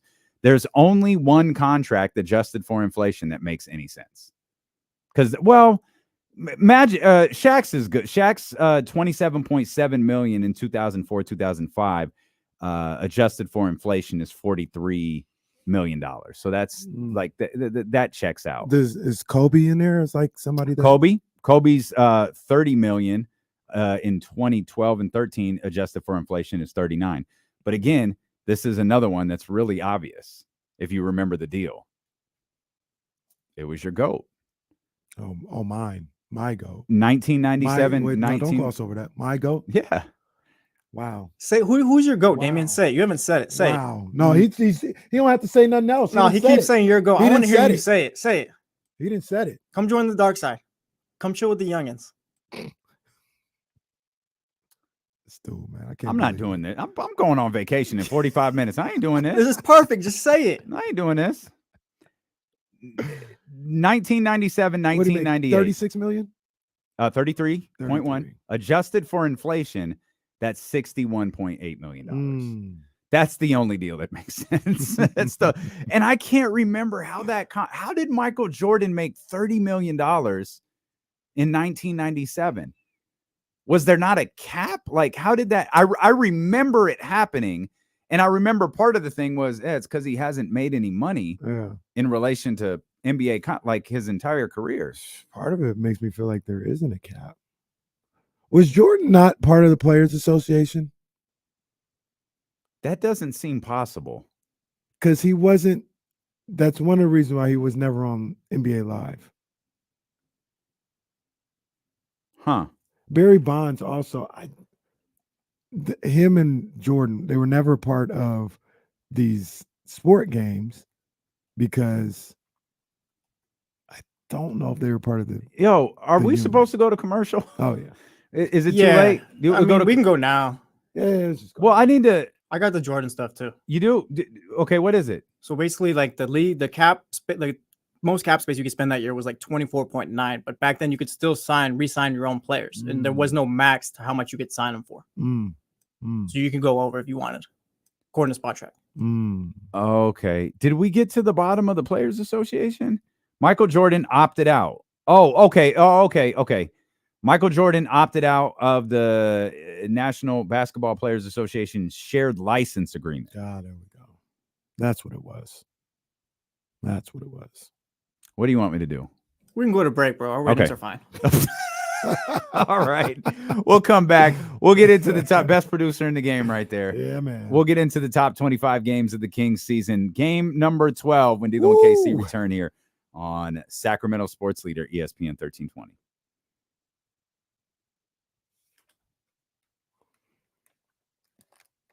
Sherlin B. Moore. Baltimore Orioles. AL East leaders. Division is really ridiculous. You see that Anthony Rizzo might have been playing on a concussion for a while. Jeez, no, I didn't. They just threw him on the aisle today. Damn. What movie is that? Oh, that's The Shy. I'm like 4 seasons behind on The Shy. I got to get caught up.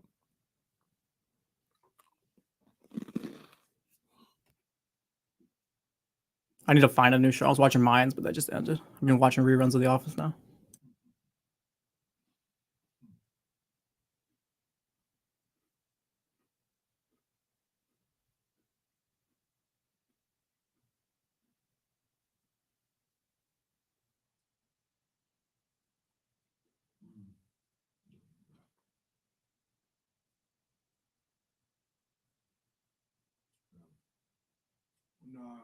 No, I was just I gotta mention somebody comes back. They have another Equalizer coming out. I haven't seen the first 2. A lot of people love that movie though. Is that the one with Denzel? Yeah. The 49ers have the 3rd best odds according to Caesar Sportsbook to win the Super Bowl, or as they have to say, the Pro Football Championship. But yes, I thought Mayans ended the way it was supposed to. Like everything happened the way it should have, I guess. But it was a little fast the last season. I don't know if I'll ever get to that game or to that show. That's the good thing about being me. I always have a TV show to watch because I never really get to these shows. Did you ever finish Snowfall? No, I didn't even get to the first season. It was really good though. I was enjoying it. I just hadn't got down to it.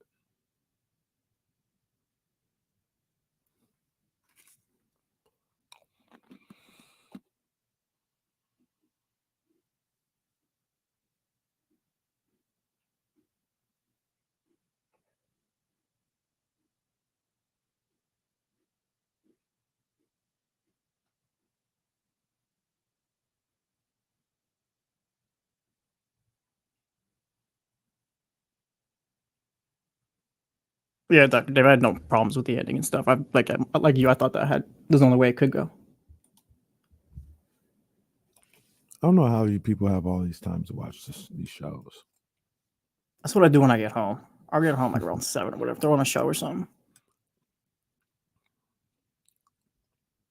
My unwind hour is usually playing PS5.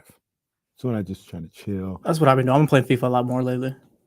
FIFA's so dope. FIFA is dope. That's probably the best sports game. I'm not going to argue against that. The show is dope. See, I haven't played the show. I got to get the show. The show is fire, but FIFA's sick.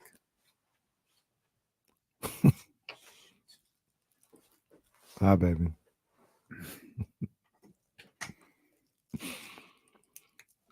Jazz been on your head. Yeah. Yeah.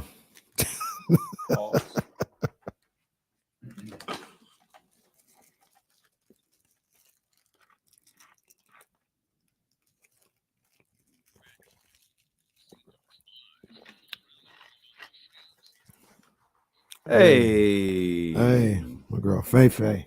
We got to get Faith at concerts in the park next year. Oh, for sure. It's my girl right there. Shout out to everybody sending messages on Twitter, and I feel like we've been shouting people out all day, but thank you for the messages on Twitter, Instagram. Thanks to everybody who's retweeting and sharing about our news not going to KSFM, adding KSFM to our daily show routine. That reminded me. Yes, thank you guys for all the love and support. But that reminds me, I'm not no hater, so I gotta give props to where, sometimes you have these visions and these hopes, but you can't. You have to see it sometimes to say like, oh, I can do that. And I'll never forget when I first came back here, one of the guys that I saw who did the sports hip hop collabo was our guy Guru. Guru had like a 2-hour, like he just hosted like a mix or something like that on Wonder what like it was Saturday. Well, my mind's telling me no.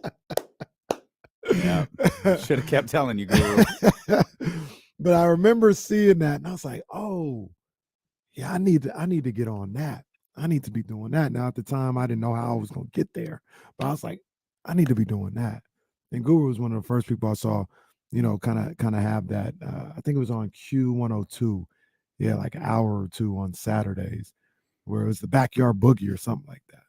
Shout out Guru, no doubt. I don't know why this is funny. You remember? I love this person. It's just funny to me. Did you ever see like the Vince McMahon tweets where he tweets like this long, profound message, and then like, "Happy birthday, John Cena. You're the most decorated superstar, blah, blah, blah, blah. Happy birthday, Roman Reigns. You are the tribal chief. You're the," and then happy birthday, Shane McMahon. Like, have you ever seen those tweets? Yeah. So I don't know. And again, thank you for the amazing messages that are coming in. Warren, these two have been taking over the Sacramento airways. I love to see it. Congrats on the accomplishment. Well deserved. And then there's Deuce, who quote tweeted us and said, "Congratulations, Damon and Kenny." Real "it's your birthday" type vibes right there from The Office.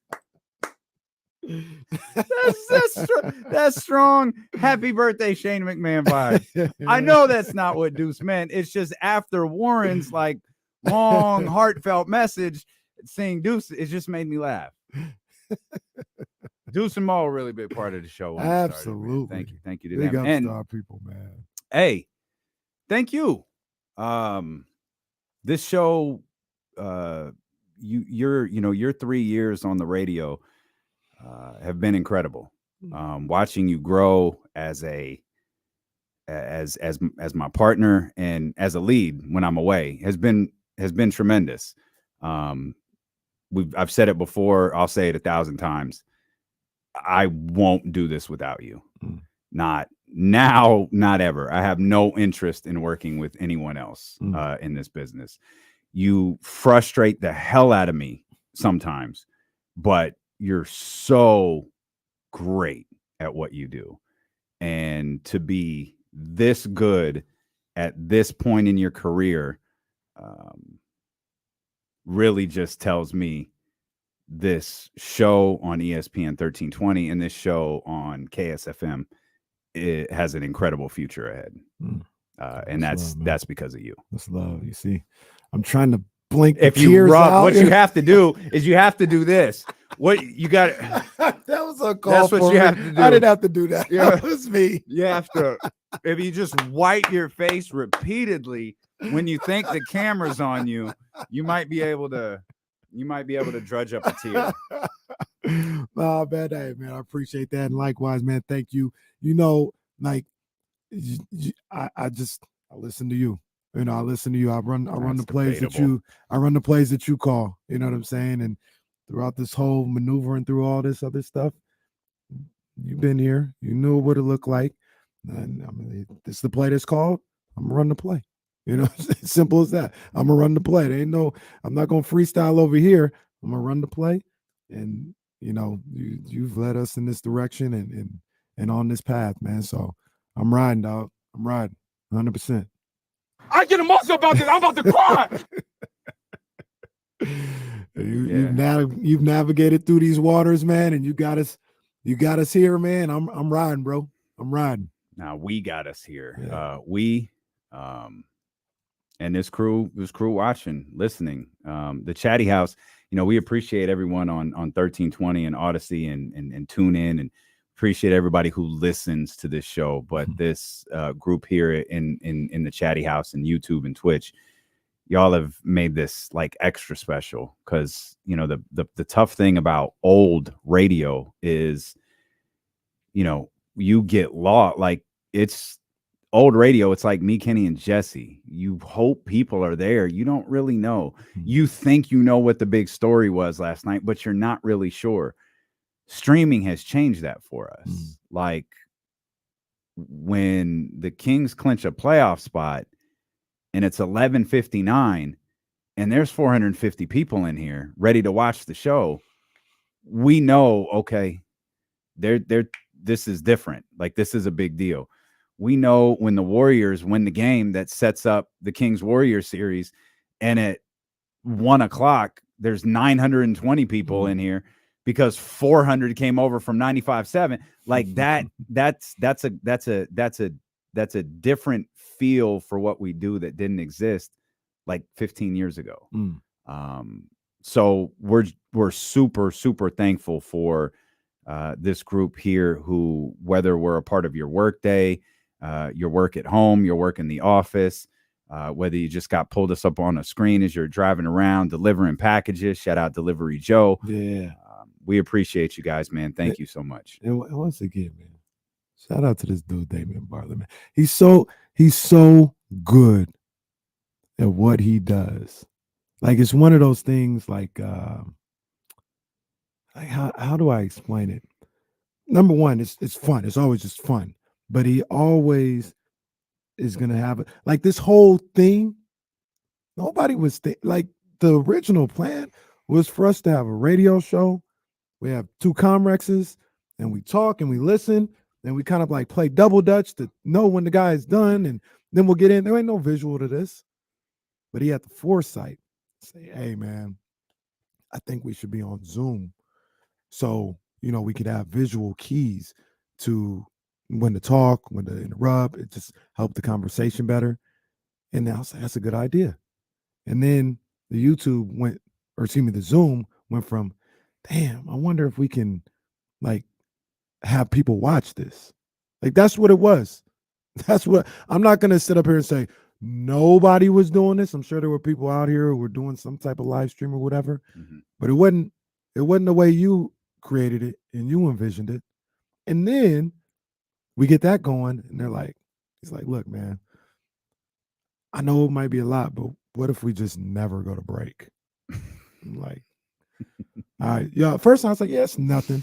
The first time we did that, we had a 4-hour show, and it was like 2:30. I was like, bro, I ain't gonna be able to make it. I'm not gonna be able to make it. That's too damn much. But what that has spawned, and then just like I said, every vision that you've had for this show and for this radio station is hit. It's been a winner. And that's what the greats do. The greats see things before they're even out there for anybody else to see. That's why you are great, man. So when you guys are listening to this, man, you watching with it, don't you sleeping on one of the greatest to do it in this city for sure. This a Hall of Famer right here, bro. This is a Hall of Famer. I ain't even going. I'm not even gassing you. I'm just telling you what it is. Come on, man. 20 plus years on both sides of the radio. Now you're going back. Come on, it's a Hall of Famer. Give me 10 people doing that. In here in Sacramento, it's a Hall of Famer. That's facts, bro. Whatever Damian does, like we'll ride till the end. Bro, for real, that, man. We talking Hall of Fame, man. I get emotional about this. I'm about to cry. We need to stop this. We need to stop this. I would say something real quick. I was talking to our man Jason Bailey over at 98 Rock. He came over last night. He's like, hey, can I come talk to you? I was like, yeah. He lives a 30-second walk away. Walked over and he wanted to ask about the live stream. And he had like a bunch of questions. Like, so when you put the place card up, like what's playing? I was like, well, what do you mean? Like during the commercials? I was like, oh, we don't go to commercial. He was like, what do you mean? I was like, well, Jesse controls everything to where the commercials hit the radio, but they don't hit the live stream. He's like, well, what do you do then? Well, we just keep talking. He looked at me like I grew a second head. He was like, oh, so you guys are like on. I was like, yeah, that's what we do. Like, that's how we've established. This is why this is our family. That's like, we just hang out for 4 hours every day. Yeah. Yeah, and it's fun, man. We wouldn't change a thing. And I'm not thank talking you for the kind words. I'm not talking about it. But no, it's just real. I'm not talking about anybody or nothing like that. But people now see the blueprint how to do it, and they still don't do this. That's facts. But they still don't do this. Yeah, that's facts. They still go to the commercials, and I understand. I get it. Not everybody. Like there's sometimes when I'm like, I wish we go to commercial. I wish we go to commercial for 4 minutes. When Kenny tired, he just go to the snack machine again. Like I would another $1.50 on Apple Pay. but people see it and they're like, yeah, we can't do that. We can't do that. Hey, before we get to this number 12 game of the Kings season, I want to talk to my nephew. My nephew's on the line. What's up, Reese? Hello. What's up, buddy? What's up? I had to tell KC that to get on here through connections since I'm limited, apparently. Yeah. Well, you're muted. What do you mean you're muted? No, he's limited. This is Cheryl and Elk Grove. Oh, hey, Cheryl and Elk Grove. Have a shout out and say how proud I am of the two of you. I've blasted it everywhere, put a press release together. We're sending out things all over the air. So just wanted to say I'm proud of you, but next time answer my call. I was like the second one waiting to call, and nobody answered. No, Zelo, what do you got to say? We don't know nothing about that. Doesn't sound like a beef with me. If we didn't take Cheryl's call, that means someone else was talking to you guys. Yeah. Oh, okay. All right. We never throw Cheryl on hold. Well, we appreciate Cheryl and Elk Grove. Reese, if you're still there, man, appreciate you, big dog. Keep doing what you do. Can we just acknowledge that man said, tell KC. Oh, yeah. Is that what happens at the house? That's how they talk to me. That's how they talk to me. I just try to get through the night and get through the mornings. That's all I try to do. Boy, you gonna have trouble when Ryan get older. That's all I do. Right now, she's in my corner. I don't know what's gonna happen. Time moves forward. Hey, Cheryl, we love you. We love you. And Ryan's trying to say hi. She's smiling at the phone. What's up, Mama? Hey, she Mama. said, congratulations. You gonna clap for me? She claps. No, she ain't Clap. clapping. No, You guys, we're really proud of you. Thank you for doing this. Thank you for making history. AM and FM, you guys are the bomb. Talk to you soon. Appreciate you. So. Thank you, Mom. LKC. That's the funniest thing I've ever heard. Reese's at home. Hey, KC, go take out the trash. Tell that's what tell I do. KC he got me limited on CB Communications. Oh, that is funny. That's how they as do your hell. boy, man. I'll be just trying to make it, man. I was just trying to make it. I ain't gonna get mad at you for not doing the rundown no more. I see what you're going through at the house. Look, man, I just try to get to They- 11 o'clock when everybody's asleep, and then I can actually sit up there. They came for your neck at work. You at work and he came for you. Wow. It is what it is. I love them. I love them all. But that's just what, Hey, we got I go home. When do they go to sleep? That's what I say. we got Troy. Let's get our brother Troy in here. 916-909-1320. What's up, Troy? What's going on, family, man? I just want to tell y'all again, congratulations, Thank you, I brother. threw flowers at y'all feet in February, man, because I perceived it. I seen it coming, man. I knew you guys were going through the roof, man. So, again, man, to have you two brothers on the radio representing all of Sacramento and all its diversity, I love it, man. Keep doing what y'all do, because y'all inspire us all, brother. That's love, Thanks, Troy. man. I appreciate you, man. I appreciate you, Troy. That's love, man. We got to stop this. We need to get back to our show because this is getting to be a little too much. Good thing we didn't bring alcohol. We'd probably be full on balling by now. I love you guys. And let me tell you another thing. This feels like a This Is Your Life episode. It really does. Waiting for the PE teacher to come out or I forgot the woman's name, but We'll do. And the bottom line is, we started the show on March 17th. I can't say the our rest. anniversary. Yes, you can. Well, yeah, Reese is listening. That's fine. Recent. What's Shout the out other guy? Bruce. Bruce. Shout out Bruce. Shout out our brother. We hadn't heard Bruce. from Bruce in a while. They probably said you can't listen to that. Yeah, show no his more. parents found out what he was doing during the They day. said you can't I was listen. like, to that show I'm no more. sorry. What is this? Bruce is sneak watching D-Lo and Casey, how people used to listen to NWA back then. Just replaying the Fat Joe drop over and over again. Goodness gracious, man. Oh man, good times, Oh, though, man. man. Good times. And good times ahead, man. 102.5. Absolutely. Real quick, I want to say thing about 102.5. I know the perception of 102.5 in this area. First of all, it's one of the great stations in the region in California. Had a big drop off a long time ago. It's no shade to nobody. Just a long time ago, No, they had a those were drop shady, off. but yeah. And people just kind of scoff at it, at this point. They know what it is, but they're like, man, it hadn't been what we knew it to be in years and decades. 102.5 is back. Oh yeah. 102.5 is back. KSFM 102.5 is back. The 102.5 that a lot of you people knew and loved if you were our age and growing up. Yeah.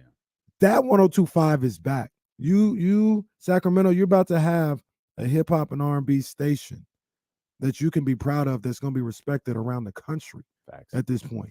They're going to be talking about 102.5 around the country. KSFM is back. I'm just happy to be a part of it. And a big reason for that is our man Complex. Mhm. He is locked into radio like few people I've ever met. Mhm. He gets the business and he gets the genre. Yep. And man, I think I don't know if we ever got the YouTube situation fixed out, but when we figure out the 102.5 YouTube situation, we're going to be asking you to subscribe over there because we're going to be putting out a lot of content over there, a lot of interviews. Some you might hear on D-Lo and KC. Some you might just hear on. Let me rephrase that. Some you might hear on 1320. Some you might only hear on 102.5. But we'll have these all over, social. The D-Lo and KC social channels will now have a lot more to do with music. And I think one of the reasons they realized this idea would work is they already do. Like, how often do we talk about it's just a natural extension of what we do every day with you guys. And it's a natural extension of what you've allowed us to do, because there are some people who give me the score. I don't know why I did that voice, Well, but Farhan is out here on the radio. Give me now. the Okay. score and tell me about my team and let's keep it moving. Whereas, like, you guys have let us just be us and talk about stuff that's fun for us and stuff that we try to make entertaining, whether it's hip hop beefs or the origins of hip hop, or it's who's going to end Roman Reigns' title reign. You know what I mean? We'll never take away, during Kings season or football season, we'll never take away from, De'Aaron Fox or Jimmy Garoppolo or Brock Purdy. We'll never take away from that. But during these moments like August 3rd, you've given us the ability to really have some fun, man. So thank you for that. Yeah. And we would never take away from a night like we had, the night that game number 12 on the top 25 games of the Kings season took place. This was one of them ones. And look, I'm thinking we're going to say that about all the rest of the games. Like we keep saying this, but I think all the rest. Yes, all the rest of the games. Well, okay. I mean, all but one. All but one. We'll get to that later. But number 12 is one of them ones. This was an emotional game at the Golden One Center on December 28th, 2022. The Sacramento Kings come back from being down damn near 20 to beat the eventual NBA champions, Denver Nuggets, 127-126. And the stars were out for the Sacramento Kings in this game. And this, once again, I'm not trying to take a victory lap or anything else like that, Yes, but the you question are. always Just- comes up, just who take are the it. 3 best players on the squad? Every time we have one of these wins, these 3 pop up, and I don't know if they popped up any bigger than what they did. in this game. Pause, sir. Sir, Reese is listening. First of all, Sorry, Reese. Sorry, Bruce. Second of all, I'm beginning to think you concocted this whole top 25 list just to make some point about Malik Monk. Malik Monk, 3rd best player on the team. Man. He very well may be. 3rd best player. And he was he might not have been he might not have been the ridiculous. 3rd best player this night, though. Man, he might have been number 1. He might have been. Oh my goodness. Malik Monk, we're talking about 127, 126. Malik Monk, 33 off the bench for Malik Monk. And this is where you talk about moments and stories coming together. Because for those of you who don't remember, this was a 2-game set with Denver. And before the first game of the 2-game set, they played the Washington Wizards at the Golden One Center. And we all know what happened. That was maybe the most depressing game all year long because the Wizards smacked the Kings around. Everybody families came from across the country trying to see the beam. Facts. And it was just sad. The poor Golden One Center crowd was just trying to will them like, let's Just go. begging. Come on. I We're mean, down 17. Let's With go. 5 minutes left, and they were still trying. They were still trying and still came up short. Still came up short. But what happened in the 4th quarter of that game is something that really had ramifications and lasted with everybody for the entire season. That's when Domas Sabonis ended up tearing a ligament in his thumb. As James Ham very graphically described what would happen. Yes, he did. We won't have to do that. But he tore it in his thumb. James Ham's graphic descriptions of injuries will not make the move to 102.5 either. No. Those will stay a 1320 exclusive.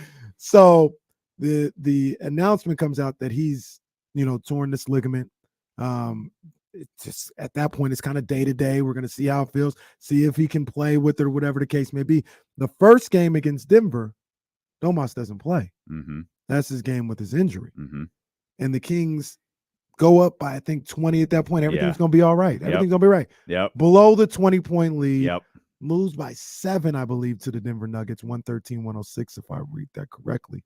And it's like, oh no, if this is life without Domas, we need this man. And Domas, I don't know, I think this was a Wednesday. I think on Tuesday at practice, Domas said, I'm going to give it a go. I'm playing. And he plays in this game against Denver. They go down almost 20 in this game. And they fight back. Domas has 31 and 10 rebounds. Overrated. In this game against the MVP. 12 of 18 from the field in this game. Balling out. So you've got Malik doing that. You've got the story of Domas doing what he does. And guess who showed up once again in the fourth quarter? Oh, yeah. Come on, man. 6 of 7 shooting. 15 points from fourth quarter Fox. Fourth quarter Fox. 15 points from fourth quarter Fox. Oh, man. For those that missed it earlier, 15 of his 31 came in the fourth quarter. Oh, and he just had 13 assists as well. That's it. 31 and 13. Can't wait till for he De'Aaron make Bleacher Fox. Report's overrated list next year. 31 and 13. And once again, this is where you talk about the story, right? The story of this game. There was some mass hysteria going on in Sacramento with Domas not only being injured, but then them losing that first game that he was out. And then him saying, I'm coming back, I'm going to try and give it a go. And there was a lot of angst. There was a lot of worry going on with this Kings team at that point in time. This win got them to 18 and 15. So math tells you before that, they were at 17 and 15. You know, they had 2 games over 500, and they had just lost 2 games in a row. So people were like, oh, no, here we go. We suck again. You know, all this other stuff. No. And no. Domas, Fox, and Monk said, no, we do not suck again. This is different. You know what other footnote that I almost missed? I had closed the notepad and thought I was done. A note I completely missed. Jordy. Yeah. Mike Brown was in a very, very rare health and safety protocol situation, and Jordy was the coach. I caught that in like the fourth quarter Yeah. of rewatching this game. They were like, yeah. So, no, I think Mark said something like, oh, you know, Mike Brown is at home screaming at his TV. I said, what the hell? I look up on What the hell's he Where doing is at home? Yeah, completely missed. I think he had missed the game the night before against Denver. But yeah, you laid it out perfectly. The story of this game was the story of the last 2. They went up 20 and wound up losing. They went down 20 and wound up winning. And your King hit the go ahead, the game winning free throw. Yeah. Now, how many walk-off wins at the free throw line did the Kings have? No, he missed. We've already covered 2. He missed the first one. Yeah. I was like, whoa. I was feeling the. Well, angst I and remember everything. his post game. I remember his post game press conference. He said, "Once I missed the first one, I knew I was going to make the second one," which is such a wild sentence. That's why I like my boy Malik, man. Because he's literally shooting it, going, "Well, I know I'm not going to miss the second one, so it's fine." It's amazing. I love that dude. Give that man the $100 million contract. A couple side notes in this game. Now, it's all fair. It's all fair in love and war. Because Domas didn't play the first game. Jamal Murray did not play in this game for Denver. Yeah. And Bones Highland, just an enigma for me because this guy's nice. Yeah. Nice, but he can't play. And I guess people don't like him or whatever the case may be. He had 20 and 11. And then the two-time MVP, not the current MVP. Jokic was just out there killing. 40 on the night for Jokic. Yeah. Probably could have 44, to be honest with you, because the last 2 misses were like in and out. It's crazy. Funny thing, the night before, he had 20, and they won. He had 20 and 11. Now, your boy, yeah. He was cooking. Yeah, Michael Porter had a night. Cooking. The night before, Yeah. Michael Porter had a night. Yeah. He had 30 in that one, and their stars were just that. Just like the Kings team was the next night. The game on the 27th that the Kings lost, the Nuggets, their championship stars were just that. 25 from Jamal, 20 from Jokic, a double-double from Jokic, and then the 30 from Michael Porter Jr. And then the next night it was those players that Casey laid out earlier, Mr. Overrated, Mr. Clutch, and Malik Monk. The other thing about this game, rewatching it, was the Golden One Center crowd. That they were electric in the Golden One Center with how they were acting, you know, during the comeback when Malik gets the layup to tie it up. Fox hit him one to take him, put him ahead by 1. I mean, it was electric. It was December 28th. December 28th. This wasn't a playoff run. This team was 2 games over 500 at the time. Yeah. Electric in the Golden One Center. This is one of the most electric games all year at the Golden One Center. After watching it back and seeing these top 25 games and everything, this was up there with one of the best with this crowd. Yeah, that was a great. Just shy of 18,000.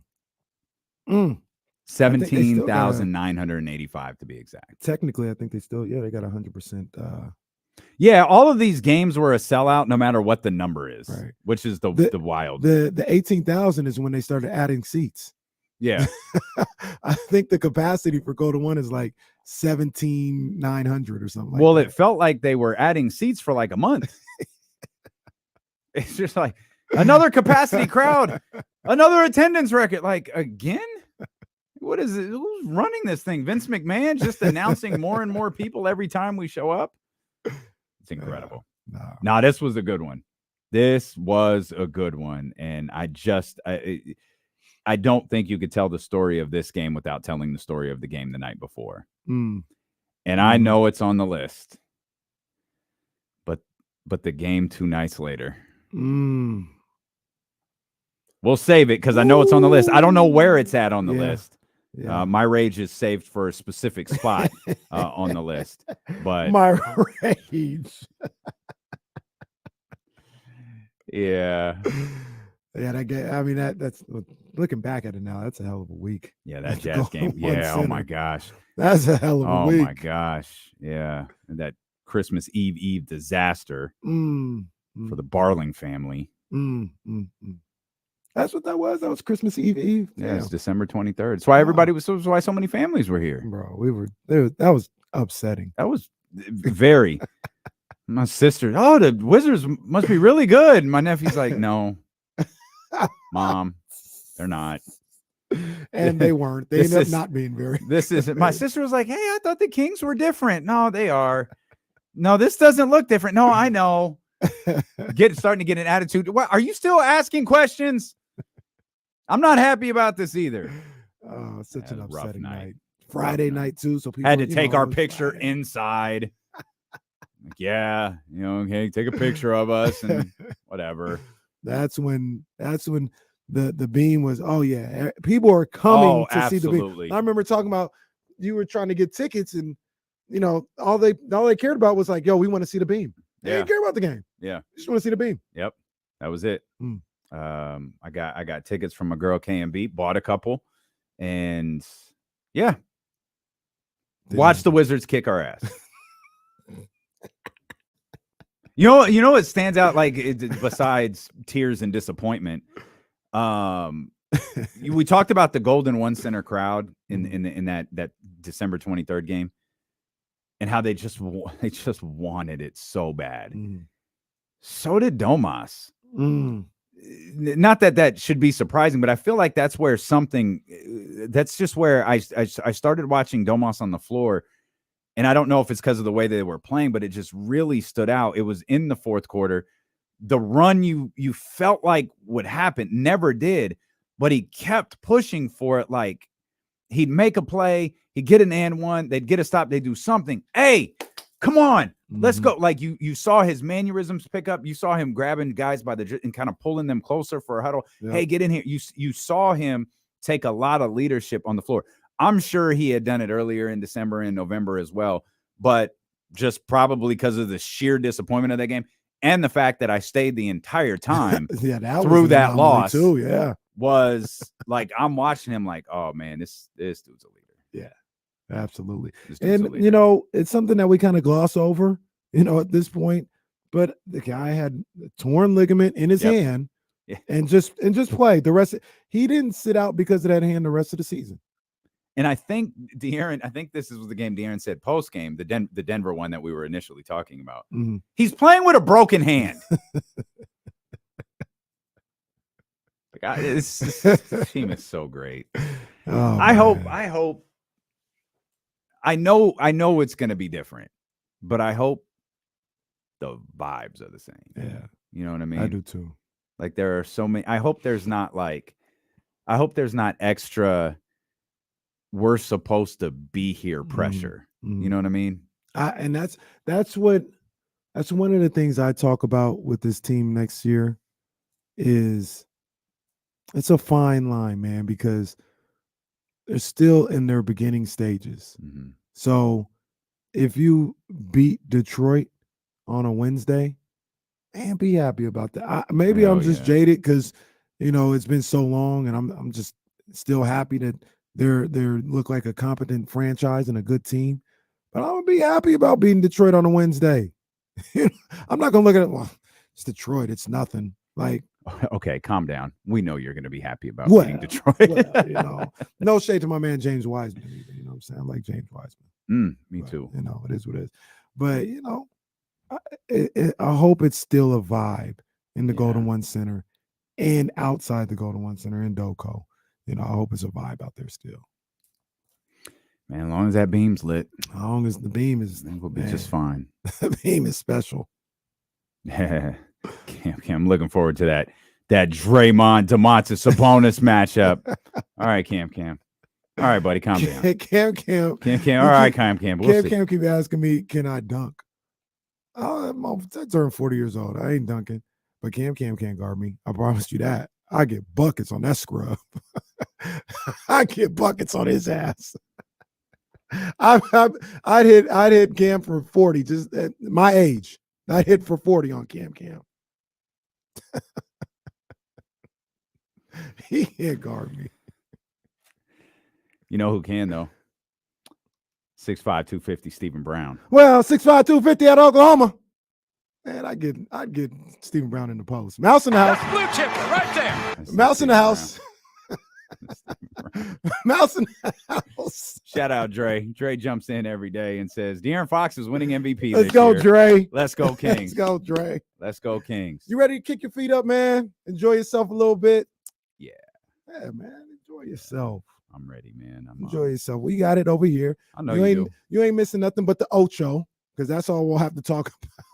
The Ocho's going down this weekend. I can't wait for you to launch into a conversation that you want to go like 20 minutes and James shuts it down like a minute in. Just no, we're good. We're good. Clock is at 1 day, 8 hours, and 4 minutes. I don't even know what this is counting down to at this point. It might just be I don't know if it's counting down to, it's just counting down to the day. I don't know if it's counting down to the flight or what, but yeah, man. Enjoy yourself, man. I appreciate you, grinding, brother, man. And we get back, we're gonna continue to take over the world. Man, when we get back, our first day back together is 2 shows. We're leading into Soul Bloom. The next week, I'm headed out. I'm going to Beyonce. Now I'm phrasing it so I can write stuff off. I'm covering Beyonce in Las Vegas for 102.5. Come back. It's Memorial Day the next weekend. LL Cool J is in San Francisco. Come back from that. 50 Cent is at the Golden One Center. Come back, Kings. Bruh. We've got some time ahead, man. Yeah. I love you guys. I love you I both. can't get ready for a wedding. Well, there's that. Thank you for making today so much fun. Thank you for the love on social media. We'll see you back here tomorrow at noon on Sacramento Sports Leader, ESPN 1320. Good job, Gigantes. That's it. Oh, yeah. Don't let this sentimental show fool you. We know how many of you bitches from Commerce Circle were tuned in. Just know we coming for you. Today might have been about D-Lo and KC, but y'all just go ahead and wait till I get back. Oh, we've got something for you. We got something for you. Y'all sending text messages, trying to figure out what's going on. We got something for you. Yes, indeed. Oh, man. Let's go. Let's go. Yeah, we got you. Let's go. Oh, look. Hey, look at this, man. Hey, Cam talking about, I'm not afraid of height. That means he's not tall. I will cook your ass. I will cook your ass. I hope Cam's not my height trying to challenge you to one-on-one right now. I will cook your ass. Oh, you're only saving graces if you like maybe had some height or something like that. But I'm not afraid of height. You 5'7". I will cook your ass. That's hilarious.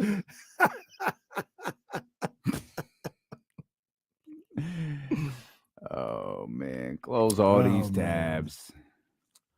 Close them out. Close them out. Me and James. Oh, I gotta double check. Make sure James knows tomorrow we're on here. I think he does. But yeah, that's a good idea to double check. You know, James just casually acts like he forgets. KC, James Ham, and friends all next week. I got people lined up. We got people. I ain't gonna say no names, but people lined up. Gonna be in studio. Gonna be chilling for a little bit. Kick their feet up a little bit. We're gonna have a good time next week. Great, man. That's great. We're gonna hold it down. That F guy 916. Appreciate you. Thanks to everybody who ordered some merch. And David Jackson again. Happy birthday! Saw your order come through. I know a handful of you guys also ordered merch. Man, that's up there for you. I know Casey will remind you. I'll put it in the notes. But while the official show is August 14th, that August 11th show is going to be pretty dope. If you're a fan of hip hop, I really think you're going to enjoy this. We worked for several weeks kind of putting it together. Complex is putting the finishing touches on it right now, but it's going to be a whole 50-year hip hop experience. So take a listen to that and continue to share on social media and IG and all that stuff. And make sure you're back here tomorrow. Yeah, man.